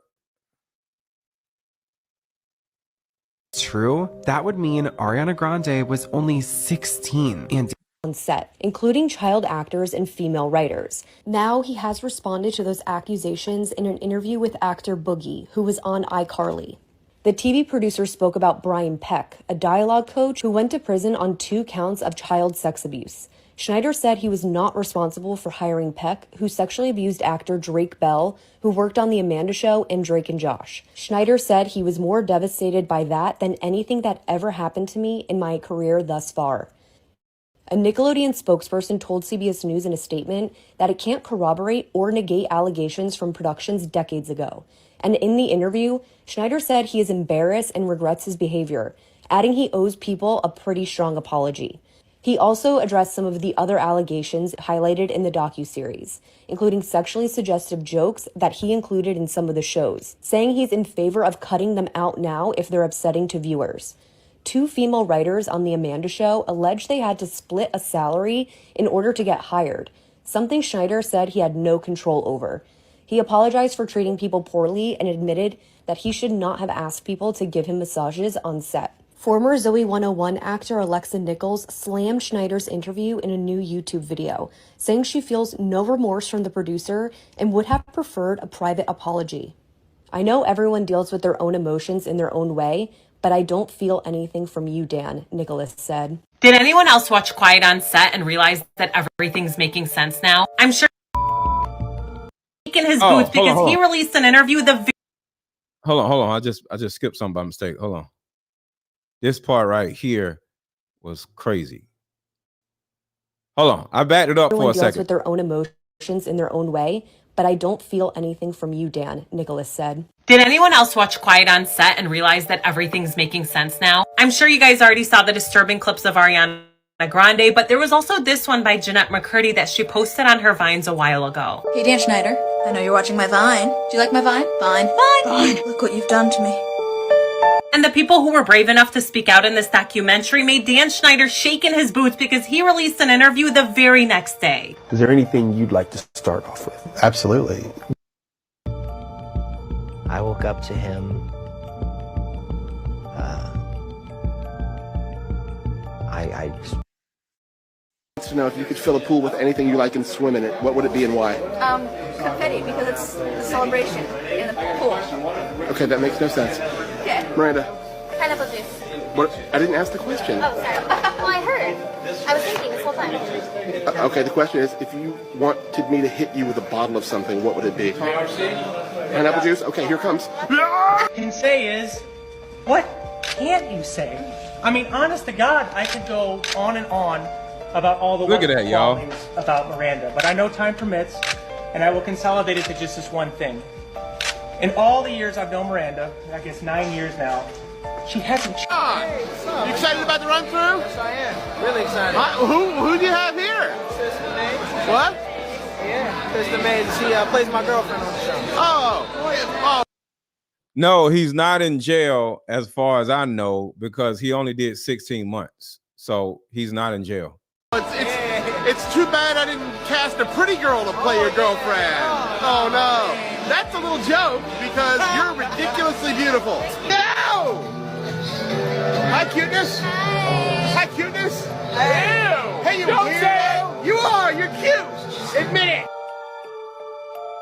There's one video of Ariana Grande making a joke about a potato. Sometimes I wonder if you can get juice from a potato.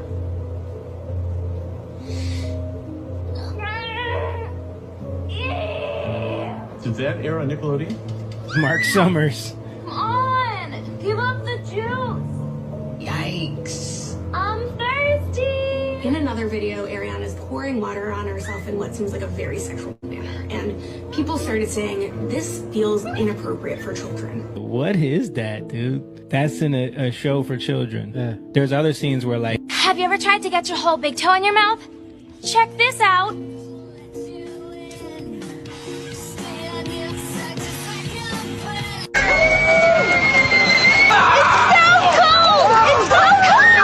She played a really dumb, ditzy character. Okay. On that show. Your uvula is that swingy thing in the back of your throat right here.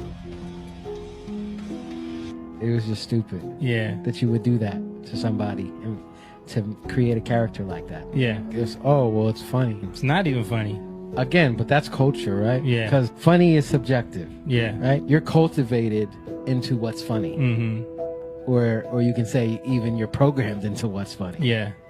So what are we programming? What are we allowing our kids to watch? Mm.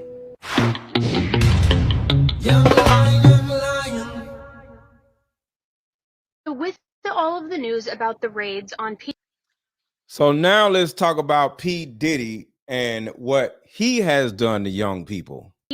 Diddy's homes in LA and Miami, a lot of people are concerned about Justin Bieber. And some very interesting clips from a long time ago are now resurfacing. So check this out, yo. Justin, you ever seen the movie 48 Hours? Right now, he's having 48 hours with Diddy, him and his boy. They're having the times of their lives, like, you know, where we hanging out and what we doing. We can't really disclose, but it's definitely a 15-year-old's dream. You know, I have been given custody of him. You know, he signed to Usher. I'm signed to Usher. I had legal guardianship of Usher when you know he did his first album. I did Usher's first album. So let's talk about that for a second. P. Diddy said he had legal guardianship of Usher when he did his first album, right? Which means, Usher is fully aware of what and who P. Diddy is and how he is around children, right? Now, the reason why this is important is because why would Usher, who actually discovered Justin Bieber, why would Usher give Justin Bieber to P. Diddy? Why? If he knew what type of monster P. Diddy was. Because in my opinion, Usher is complicit to all of this also. That's why he don't never say nothing. Because apparently he brought young boys to P. Diddy for P. Diddy to do whatever he wanted to do with. And we all know what he did with Justin Bieber. I don't have legal guardianship of him, but for the next 48 hours, he's with me. So, and we gonna go full. So Usher put Justin Bieber with P. Diddy. Now, just keep that in mind. Usher did. He was signed to Usher. Full crazy. I'm going crazy. Crazy. I'm taking this out tonight. What you want to do? What you want to do over the next 48 hours? 48 hours. Let's go. Let's just go get some girls. Let's go hang out some girls. A man after my heart. That's what I'm talking. Now, honestly, I don't know what to think about all of this. What do you guys think? Feel protective of her. It was hard for me being that young and being in the industry and not. So this is Justin Bieber as an adult trying to warn other females. Knowing where to turn and everyone, telling me they love me and, just turn their back on you in a second. So yeah, it's hard because I want her to know that, she can count on me. But at the end of the day, I'm never going to force myself to be in a relationship with her. It has to be natural, right? So I just kind of. And the person he's talking about now is Billie Eilish. Let her do her thing. And if she ever needs me, I'm going to be here for her. But yeah, just protecting those moments because people take for granted encounters and. Damn. Yeah. What P. Diddy do to people. Yeah. I just want to protect her, I know this is hard. It's a tough subject, because it's tough for me because I can't really speak on. So this man right here is lying. This man is lying. Listen to how this man is lying.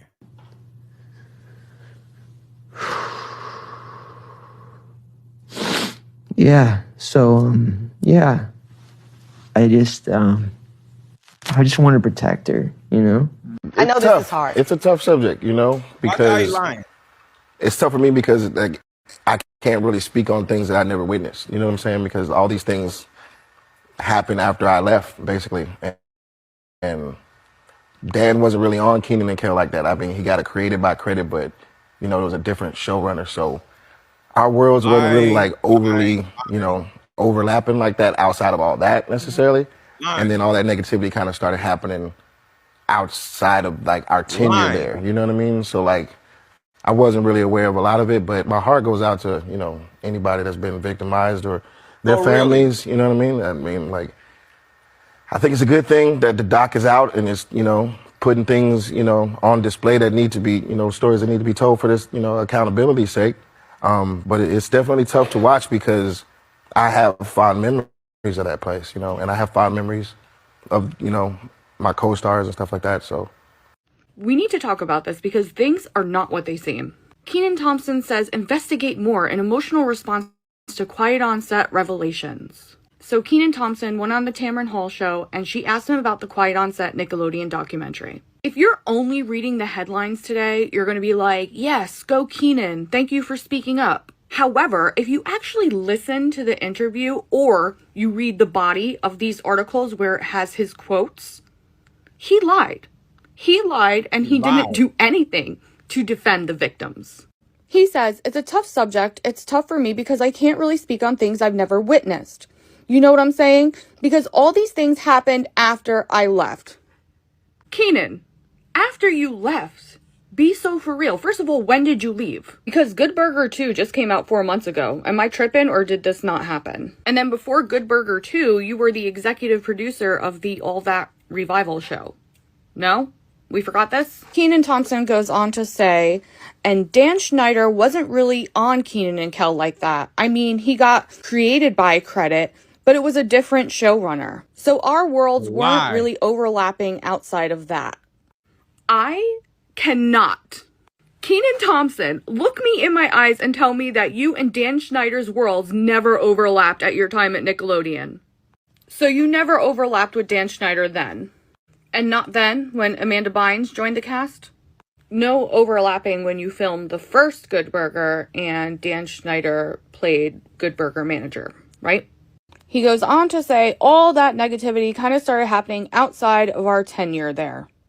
Kenan, you have been on Nickelodeon for 30 years. Since 1994. If you have nothing to say because you're still in bed with Nickelodeon and they're still cutting you a paycheck, just don't say anything. But don't sit here and gaslight us and tell us like, oh yeah, I wasn't really that involved with Nickelodeon. Oh yeah, I've heard of Dan Schneider, but we never really worked together. Kenan. About the Benjamin, as we see. Oh yes, he's glittering. All right, y'all gotta see this right here, y'all.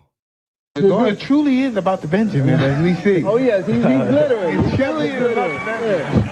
Well, now when we come back, we're gonna talk more with Puffy, and if you want to hang out, more than welcome to stick around, my brother. All right, we'll be right back with more right after this. Certain people sign up to get fucked. Certain people, if you're gonna keep it real, certain people sign up to do the job of paying their rent that way. Right. You know, I didn't sign up for that. I felt like my talent was enough. Not putting anyone's business out because, you know, what you do in your personal bed is whatever you do. What are some things that you feel like I should look out for? Stay away from the take that mansion. That's all I'm gonna say. All right, stay away from that. All right. Second, they're laughing because they know it's true. Hold on, let me back it up. I think something went wrong with the video. Hold on. It cut out. Your rent that way. Right. You know, I didn't sign up for that. I felt like my talent was enough. Not putting anyone's business out because, you know, what you do in your personal bed. That was Mike Tyson on the couch with Diddy. That was Mike Tyson on the couch with Diddy. Is whatever you do. What are some things that you feel like I should look out for? Stay away from the take that mansion. That's all I'm gonna say. All right, stay away from that. All right. Second, they're laughing because they know it's true. Complaint goes on to claim Diddy has hidden cameras in every room of his homes, and that there are recordings of celebrities, music label executives, politicians, and athletes in compromising positions. I've been to the parties, but like I said, they select you. Fit a certain description. You have to fit a certain mannerism for you to be led down that hallway with the door. The way they attack you is through photo shoots and video shoots. They send in the stylists. If you're getting your hair braided, if you're showing them the most love and yippity yappity with them, that's where they see, oh, he had a lot of rap for the guy. Right. He's one of all right. He feels the fucked up and your ass hurt, up and your ass hurt, up and your ass hurt. You don't know what the fuck to say. You don't know who to tell. Here it is, the time for a contract to come out. Nigga want to sign you for 5 years. You like, nah, dog. So you don't want to sign with us? Nah, man, pop in the tape. Show this nigga what he did last night.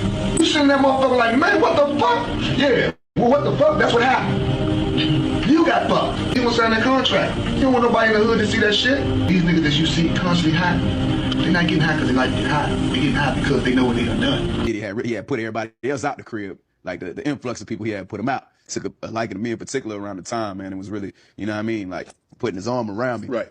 So he had put majority of the people out, but he allowed me to stay in there. Man, you doing it, man. You deserve it, daddy. You putting in that work.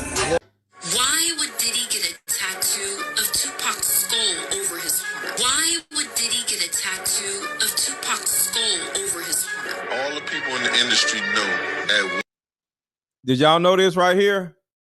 Did y'all know this right here? that Diddy and Tupac was girlfriend and boyfriend. And the reason why Tupac died is because they broke up. Does anybody know this? See, I'm one of the only people that is bold enough to say that Tupac was fruity. Y'all have been following me for a while. I've showed a video of Tupac being fruity. Tupac was a sissy until he started hanging out with Jada Pinkett. I'll say it again. Tupac was a sissy until he started hanging out with Jada Pinkett. Jada Pinkett was actually a little thug from Baltimore, and she actually she's the person that made Tupac hard. Tupac was a little sissy, and he started hanging out with Jada Pinkett, and Jada Pinkett was selling drugs. True story.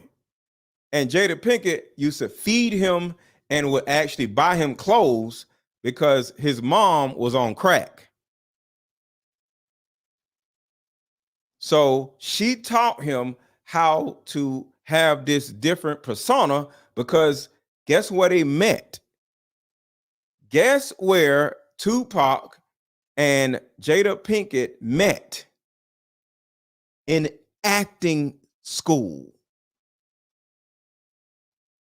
So he learned how to act like a thug. And he actually started rapping, and he started rapping with Digital Underground. And when he was with Digital Underground, he was acting like a sissy.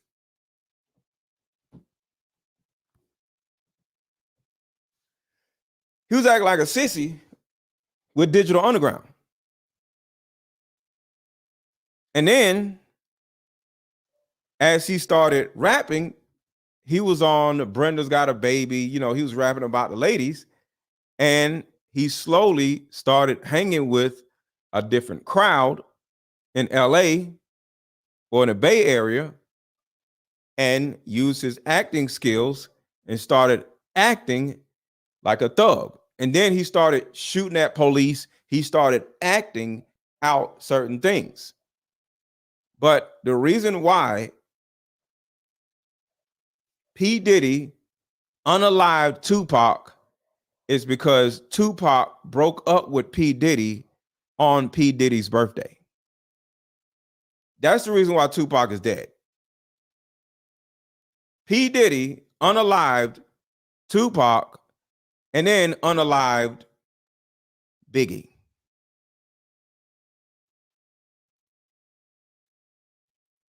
P. Diddy did both.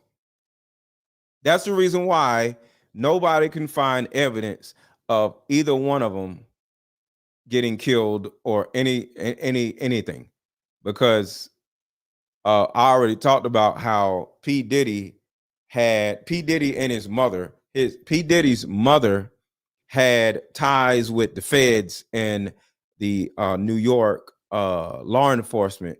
So anything P. Diddy did, he was able to get away with it because his mom was married to the King of New York. So P. Diddy was literally untouchable. P. Diddy blamed a woman in the face.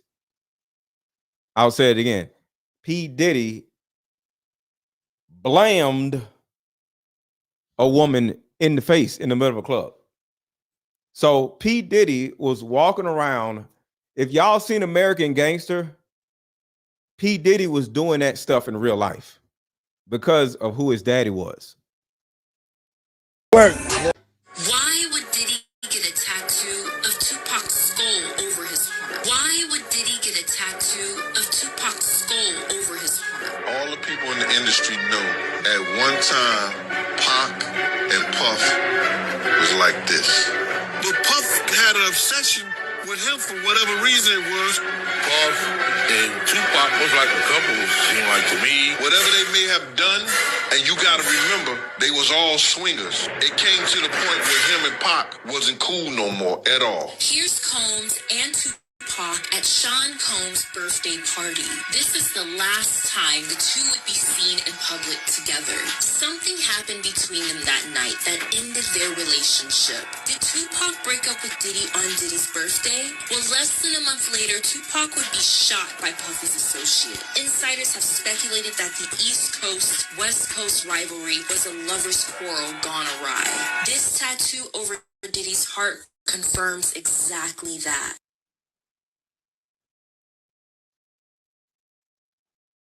Who doesn't know that P. Diddy did that to Tupac? Who doesn't know that Who doesn't know that P. Diddy did this? Everybody knew this. They probably didn't know why.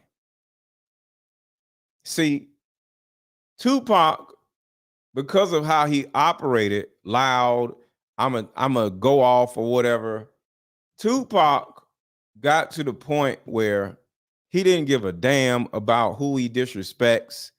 And P. Diddy was like, I think if this man stays alive, he's going to tell everything because he just doesn't care. So, yeah. Why did Diddy get the tattoo on his titty?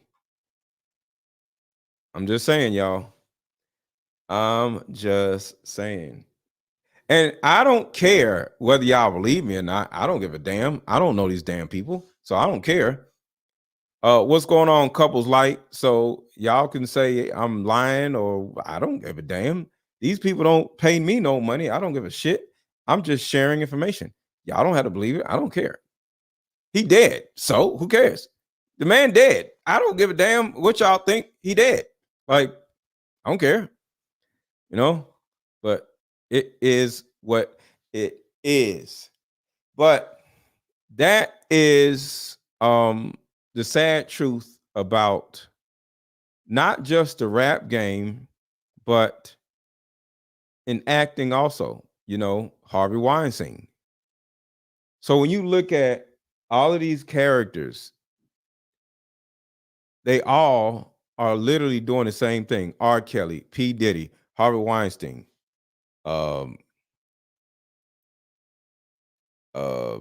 whatever his name is. What is his name? Well, whoever started Nickelodeon, I forgot. It's in my notes somewhere. Him,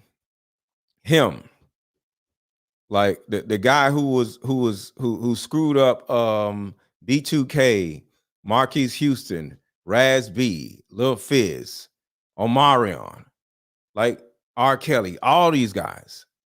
Yeah, Dan something. I forgot. Dan, where is it? It's in my notes somewhere. Dan Schneider.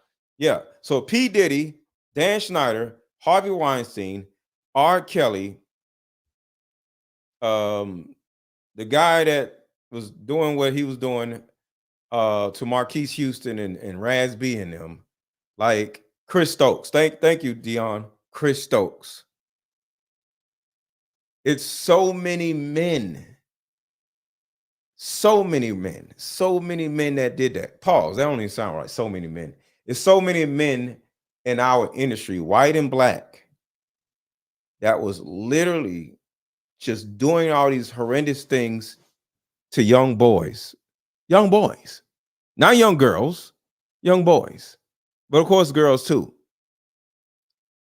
So I just want y'all to remember this the next time you are on some YouTubers live or when they post a video.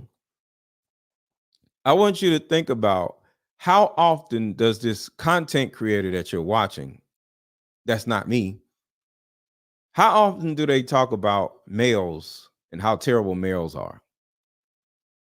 Because it's our job to protect our community from men and women, not just women. So a lot of these content creators, all they want to do is sit around and feed their little incel following woman hating content. I don't have an incel following, and that's the thing I'm proud of. Half of my following is women. I would say the majority of my following is women. I think I'm like 60-40 women. If you look in the chat right now, you'll see nothing but women. You'll see Melissa, Gina, Cecilia,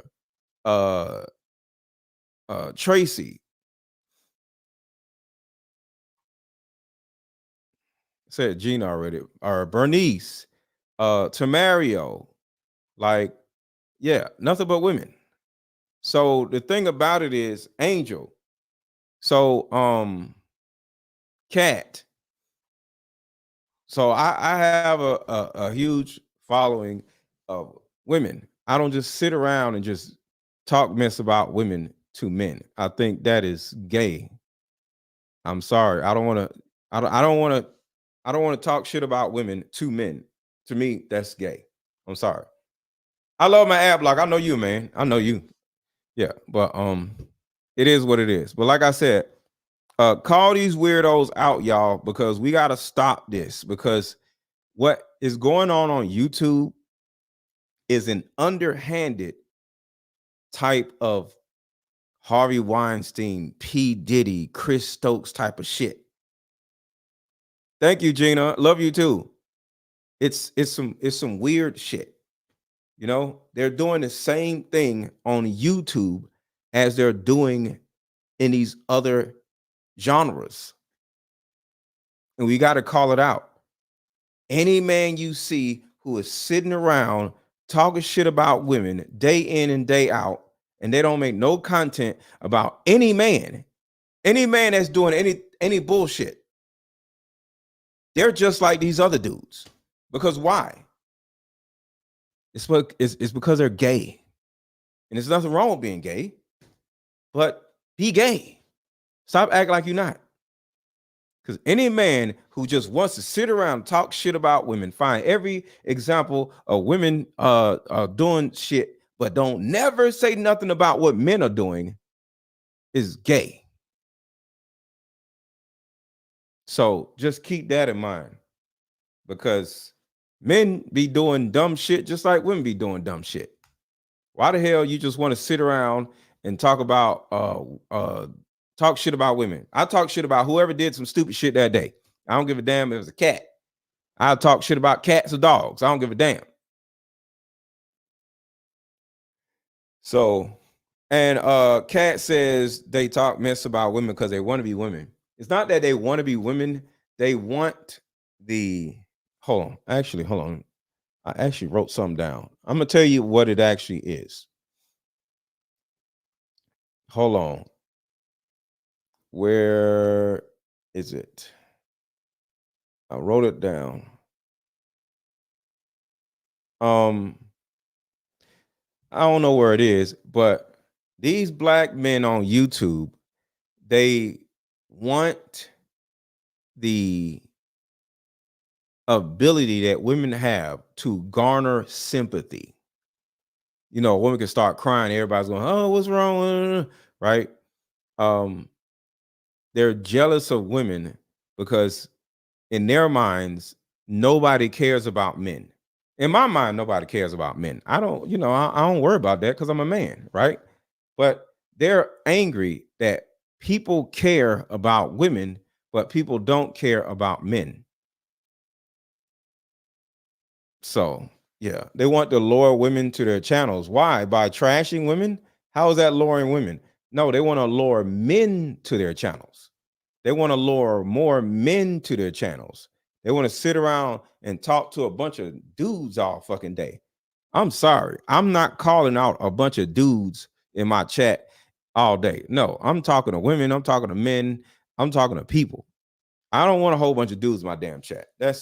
I'm not going to say that's gay, but that's somewhat gay. I don't understand that shit. I want to sit around talking to a whole bunch of damn men all day. I meant men. Oh, okay, Florette. Yeah, they want to lure men to their channel. Like, I'm sorry, that's gay. I do not want a whole bunch of men watching my damn shit. That shit is gay to me. I'm sorry. No. Where the women at? So if you're a woman, Put a 1 in the chat right now if you're a woman. I just want y'all to, I just want to give y'all flowers because I want to shout y'all out right now. Right now, if you're a woman, say hello or put a 1 in the chat or something like that, just to just drop something. I just want to shout all of y'all out because I want to let y'all know that I appreciate y'all. You're a woman, say hey or put a 1 in the chat. So shout out to Florette, Deja, Bernice, Jen, Lisa, Sarah, Jennifer, Angela, Heather, Honor. I thought he was roaring like a lion. Lisa, Lady N, Miss Hart, Lather B, Michelle, hey, what's up, Lisa, Kat, just Rashonda, 22 forever. I know, right? I'm 28 forever. Angelina, Angela, Melissa, of course, Melissa, we love you more. Love you. Molly, Whitney, another Melissa, LaRon, Watson. Oh, I didn't know that was your female, LaRon. Okay. Hey, Rashonda again. Don't be flirting with me, Rashonda. Gina, Latora, Justice, Seema, Tammy, Shiloh, Gina. Gina, is you saying something over and over again? Celebrity Style Magazine, hey, Val, Angela 77, Victoria, Bless 83, Leslie, Teresa, what's up? The Original Beauty 22, Haiti, what's up? Carolyn, see, I got women in my chat. Forget that. I don't want no whole bunch of, shout out to the fellas too. You know what I'm saying? Shout out to y'all, but I do not want a whole bunch of dudes in my freaking chat. Carolyn, what's up? So I just want y'all to just understand what's going on out here. Because it's crazy. It's crazy if you just pull back the layers. But y'all, I'm finna go. I hope y'all enjoyed this show, and make sure to not only hit the like button, make sure to share this video because I shared some very important information that can help somebody understand what's going on around them. And before y'all go, can y'all do me a big favor? I just dropped the link to my other YouTube channel. You're welcome, Deja. I just dropped the link to my other YouTube channel. If you can please subscribe to my other YouTube channel, I'll really appreciate it. I think I'm 60 subscribers away from getting that other channel monetized because I want to start doing stuff over there also along with this channel. So please hit the link that I just dropped in the chat and follow or subscribe to my other YouTube channel and write subscribe once you've done it. Lisa, thank you and have a good day. Thank you so much, Lisa. Thank you, Julie, for the flowers. I appreciate you. Hello, Mr. Let Go. I had the grandkids this weekend. Love your information. I hope one day I can tell. Thank you so much, Athena. I appreciate you. I appreciate you. Bad boy allowed for Gene Deal to buy a home. Okay. Of course, he was paid.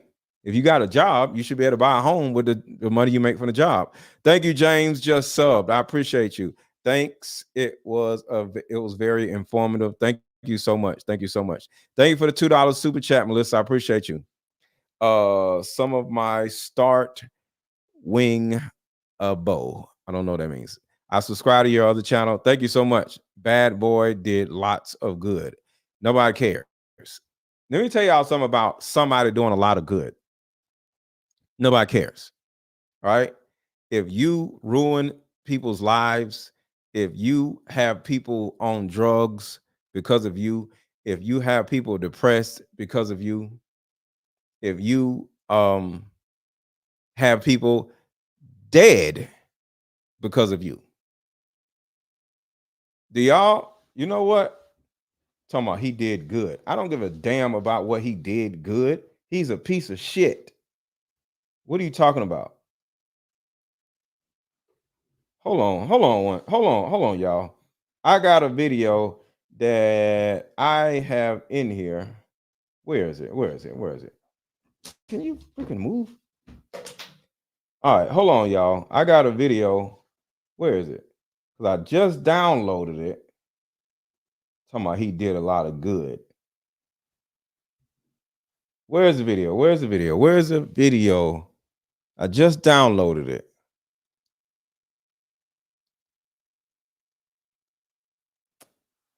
Where's the video? I guess I didn't download it then.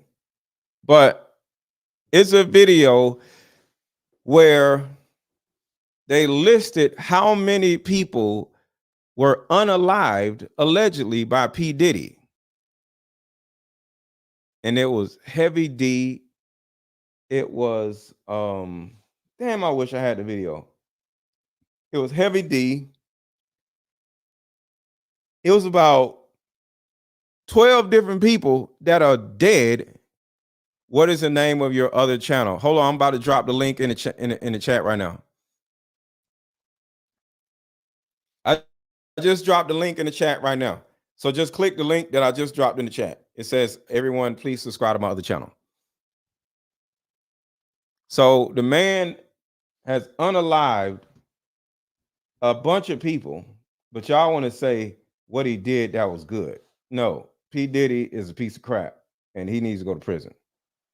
Because like I said, the only reason why he has not been to prison is simply because he is in cahoots with the feds due to his mama. And I can show y'all that right now. Hold on one second, y'all. Where is it? Because y'all are really tripping.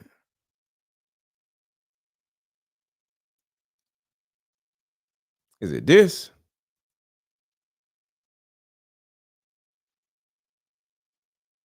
Kim Porter. News right now coming out of South.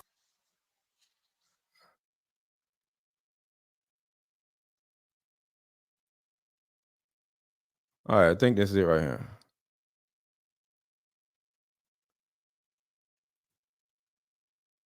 All right, this is it right here. Some of y'all may not have seen this. Some of y'all may have. All right, here it is right here. Check this out. Especially considering the allegations swirling around Diddy spiking drinks at his party. Good, baby. I feel you. Yeah. I love you. I love you too. There's also been a lot of speculation over the years about Diddy and his mom's strange dynamic, with some sources even alleging that Janice helped orchestrate those FO sessions. Not only that, but rumors also popped up recently that Janice couldn't stand Diddy's ex, Kim Porter, because she was scared Kim would expose Diddy's business to the world. So what's the deal with Diddy's mom? Did she enable Diddy's behavior all these years? Let's get into it. Biggie ain't here, so Big can't give you no receipts. He dead. Craig Mack can't give you receipts. He dead. What are you talking about? Who else? Black Rob can't give you receipts. He dead. And everybody else you made sign paperwork so they can't talk about what I'm talking about. Every day, it seems like there's a fresh batch of disturbing accusations surfacing against Diddy. And at this point, people are wondering, how did Diddy end up in such a mess? Like, was he just wired this way? Or did something happen to him that turned him into this real-life boogeyman of hip-hop? Well, many are pointing fingers at Diddy's mother, Janice, suggesting that she might have played a role in enabling Diddy's alleged crimes. There's even talk swirling around that Janice was so fixated on Diddy becoming a mogul that she turned a blind eye when things got rough, even when he laid hands on her. But let's rewind a bit for some context. Diddy was born on November 4th, 1969 in Harlem, New York to Janice and Melvin Combs. Janice shortly worked as a model before becoming a teacher's assistant, or at least that's what Diddy's Wikipedia page claims. Meanwhile, Diddy's dad Melvin served in the U.S. Air Force and allegedly had ties to the notorious drug lord Frank Lucas. In 1972, Melvin was shot dead while sitting in his car on Central Park West, and the case was never cracked. However, there were some rumors that his own crew took him out after he became a police informant. Now let's talk about Jan. So right there, his dad was one, he was the king of New York. 2, he was friends with federal agents and law enforcement, his dad. So then we go to his mama.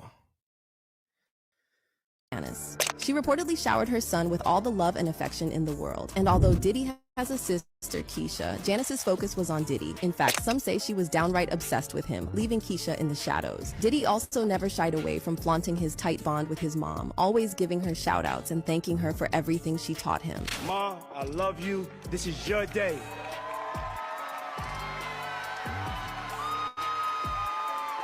But with all the nasty allegations swirling around Diddy, fans are starting to question what kind of life lessons he picked up from his mom. Well, here's where things get wild. As mentioned earlier, Diddy's wiki page claims that Janice used to work as a model back in the day. But see, there's not a shred of evidence out there proving her modeling gigs. Instead, the grapevine's buzzing that Janice was allegedly organizing fashion shows as a front while behind the scenes. She was hooking up young women with some Uh-oh, here we go. Here we go. Here we go. Listen to this. shady characters. However, it all came crashing down when one of the hustlers allegedly did something unspeakable to one of the young women. Rumor has it that Janice managed to evade any charges thanks to her late husband's connections to law enforcement. So if all these rumors are true, it really makes you wonder if this is one of the reasons Diddy appears to have twisted relationships with women. The story goes that Janice was allegedly pushing Diddy to do whatever it took to climb that ladder of success, with some even claiming that she encouraged him to cozy up to powerful men, letting them use him to get ahead, only for Diddy to turn around and allegedly do the same to others. And when Diddy started showing some seriously troubling signs, think anger issues and other disturbing personality traits, Janice allegedly egged him on to be ruthless. But here's where things take another sinister turn. Even when Diddy's anger turned on her, Janice apparently didn't lift a finger. According to Diddy's former bodyguard, Gene Deal, Kirk Burrows, a former executive at Bad Boy, witnessed Diddy putting his hands on Janice. You know, Kirk Burrows was like, yo, man, he told me he should have saw this coming with Cassie and the way he treated women when he slapped his mother. And I was like, he did what? And Kirk Burrows said, yeah.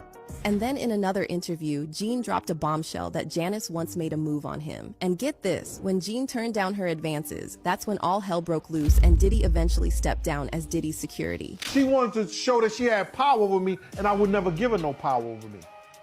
You understand? Because she used to always ask me to do. I know what, she probably really wanted me to do, but I wasn't feeling that. And from that point on, Paul started getting this other dude from my block, around our block, named Stretch, because he was NYPD, to take my days. And I just said to myself, man, I ain't with that no more. And that's how we fell out. That's how it ended. That's how it ended. So she was trying to get at you on the low. She was trying to come on to you. That's why she kept messing with you. But she wasn't going for it. You wasn't checking for it like that. You wasn't interested. Not at all. Nah, I wasn't gonna knock the dust off that, bro. Not me. So for anybody who says he did nice things, if you watch any mob movie, you'll know that doing nice things for the community is how they get away with the bad things that they do to the community. And somebody wanted to know what happened with Mace. I got that video. Where is it? I'm gonna show y'all what happened with Mace, how Mace got out. Mace actually explained how he got out. I think this is it right here. I think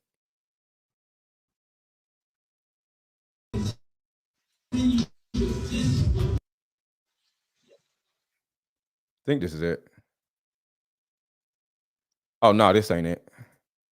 All right, so hold on. I'm finna send another video to my computer. Y'all hold on 1 second. I got some new information. Not new, but more information coming to. I just found something so I can answer y'all question a little bit. 1 second. Hold on. 1937749. All right, hold on. Give me 30 seconds while it goes to my phone. And don't forget to buy my Deeper Discussions card game, y'all. Don't forget to buy my Deeper Discussions card game.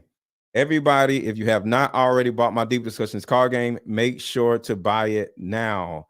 It is is pinned at the top of this chat. Is in the chat. All you got to do is see the blue letters. You'll see it. And the video, my The link is also under this video. And if you're on Facebook, it's over this video under the actual title. All right, 10 more seconds. The video is almost loaded. Hold on. Damn, it's taking a minute. Give it a minute. Give it a second. Hold on. All right, we had 93%, 95%, 98%. Boom. Here we go. All right, here's more information on Diddy's lineage. It is time for a Hold on. Shout out to Marcus.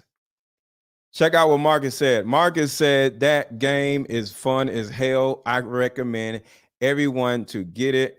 I was up all night playing. Oh, man. Thank you so much, Marcus. My Deeper Discussions card game. See, I don't just make up no bull crap just to be selling y'all. Shout out to Marcus Cooper. Marcus just said this card game is fun as hell. I recommend anyone to get it. I was up all night playing. Buy this Deeper Discussions card game. Let me get 5 people to buy my Deeper Discussions card game while we watch this video. Right now, everybody, buy my Deeper Discussions card game. The link is under this video. The link is over this video. The link is in the chat. The link is hovering around here. Let's go, let's go, let's go. Let me get 5 people to buy my Deeper Discussions card game while we watch this video.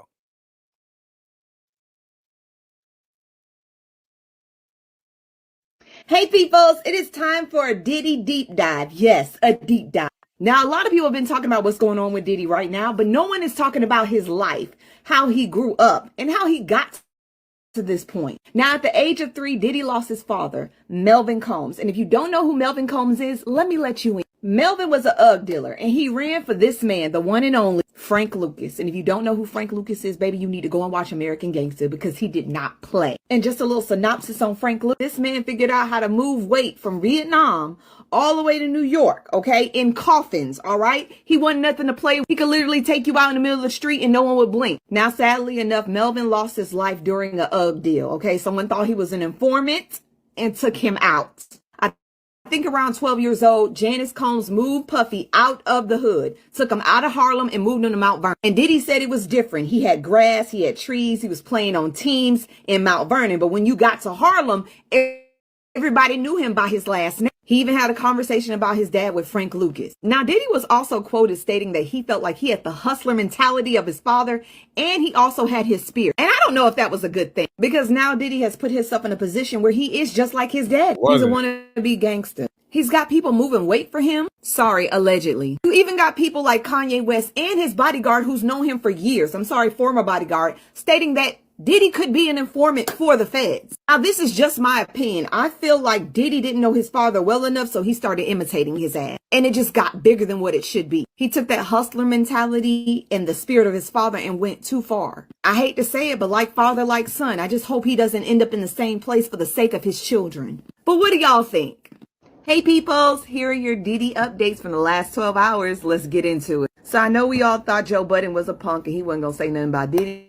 But that's wrong. He made it very clear that if Homeland Security comes to your house, you did something wrong. And the silence from all these elite celebrities, both actors and actresses, is very deafening, especially since a lot of them were at parties with Diddy in the last couple of weeks. Homeland Security officer reportedly said the raid was based off of concrete allegations collected from victims. When charges come down, we will get him wherever he is. Boy, you better be getting all the sun and alcohol you can, because you need to be sober for this trial. So thank you to Vicky May, because she gave me the new amendment parts that were added to Lil Rod's lawsuit. And baby, Cuba, it's not looking good for you at all, my boy. But if y'all want to get into detail, go to Vicky May. When I say Lil Rod added more evidence, he was not playing. Also in the amendments, you got Brandon Paul in pictures with the pouches that Diddy said all his people had to carry that had all the little pills. Now on this side, it says methods of enterprise. This is how Diddy allegedly got the, pills across state lines, okay? And Lil Rod spared nothing. He left time, date stamps of when they moved and how they moved. And the cliff notes did not disappoint. Now you can pause to read, but this down here basically tells when Young Miami was called on to move weight. 50 Cent chimes in on his baby mama being listed as one of the ex-workers. Natina Rubin, the victim of the club, you know, Pow Pow. Yeah, she's waiting. She wants her day in court, and she wants Shine to be vindicated. I think the cameras that Diddy had hidden in his house were found. Now, on page 39 of the lawsuit, you will see this little excerpt where Mr. Jones describes that Diddy has hidden cameras in all of his house. He has them recording during parties, during events. He gets all the tea on every celebrity that goes through his house, and he uses it for blackmail, which makes him untouchable. Boy, I'm tired, Diddy, and I know you tired. I know you tired of running. I know you tired of hiding. And why don't you just come on back so they don't have to hunt you down? Just come on back. Come on back and just sit at your house and just wait for them. Matter of fact, just turn yourself in, because at this point, it's over, my boy.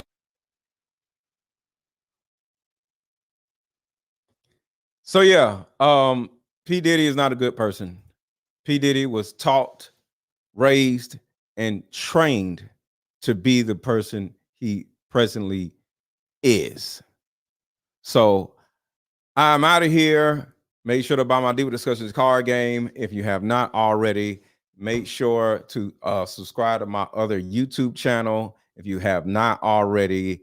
And that's really all I got. If you have not hit the like button already, please hit the like button on your way out. I'll say it again.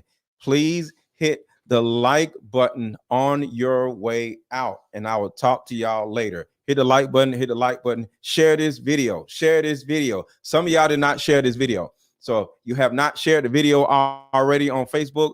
Please share the video on your way out. Hit the like button on the way out, share the video on your way out. Buy my Deeper Discussions card game on your way out. But share this video, share this video, share this video. What it do? What's going on, Jeff? What's going on? Love from Texas. Shout out to you. Share this video, y'all. Hit the like button on your way out. Talk to y'all later. Coffee shop and play this fun dating card game. We'll have fun and see if we're compatible all at the same time. Ooh, what's the name of the game? It's called Deeper Discussions. I'm down. Okay, meet you at 6. Fellas, buy this card game. Ladies, buy this card game. Buy about 2 or 3 card games. The main reason why people can't stay together isn't because they don't like each other no more. It's actually because their present family issues come up or their past family issues come up. But when you play Deeper Discussions, you'll be able to understand a person's family issues up front. This game can be played with either 2 people or an entire group. So have fun. Question number 1. Name a time when money was the main factor why a relationship went bad. Deeper Discussions Dating Edition. Again, these cards are good for vetting a potential boyfriend, a potential girlfriend, a potential husband, a potential wife. Actually, these cards are so soft and silky, by the way. Like they ain't gonna really get wore out. Durable. A dating card game for introverts who have a hard time asking the much needed compatibility questions. Deeper Discussions, the card game.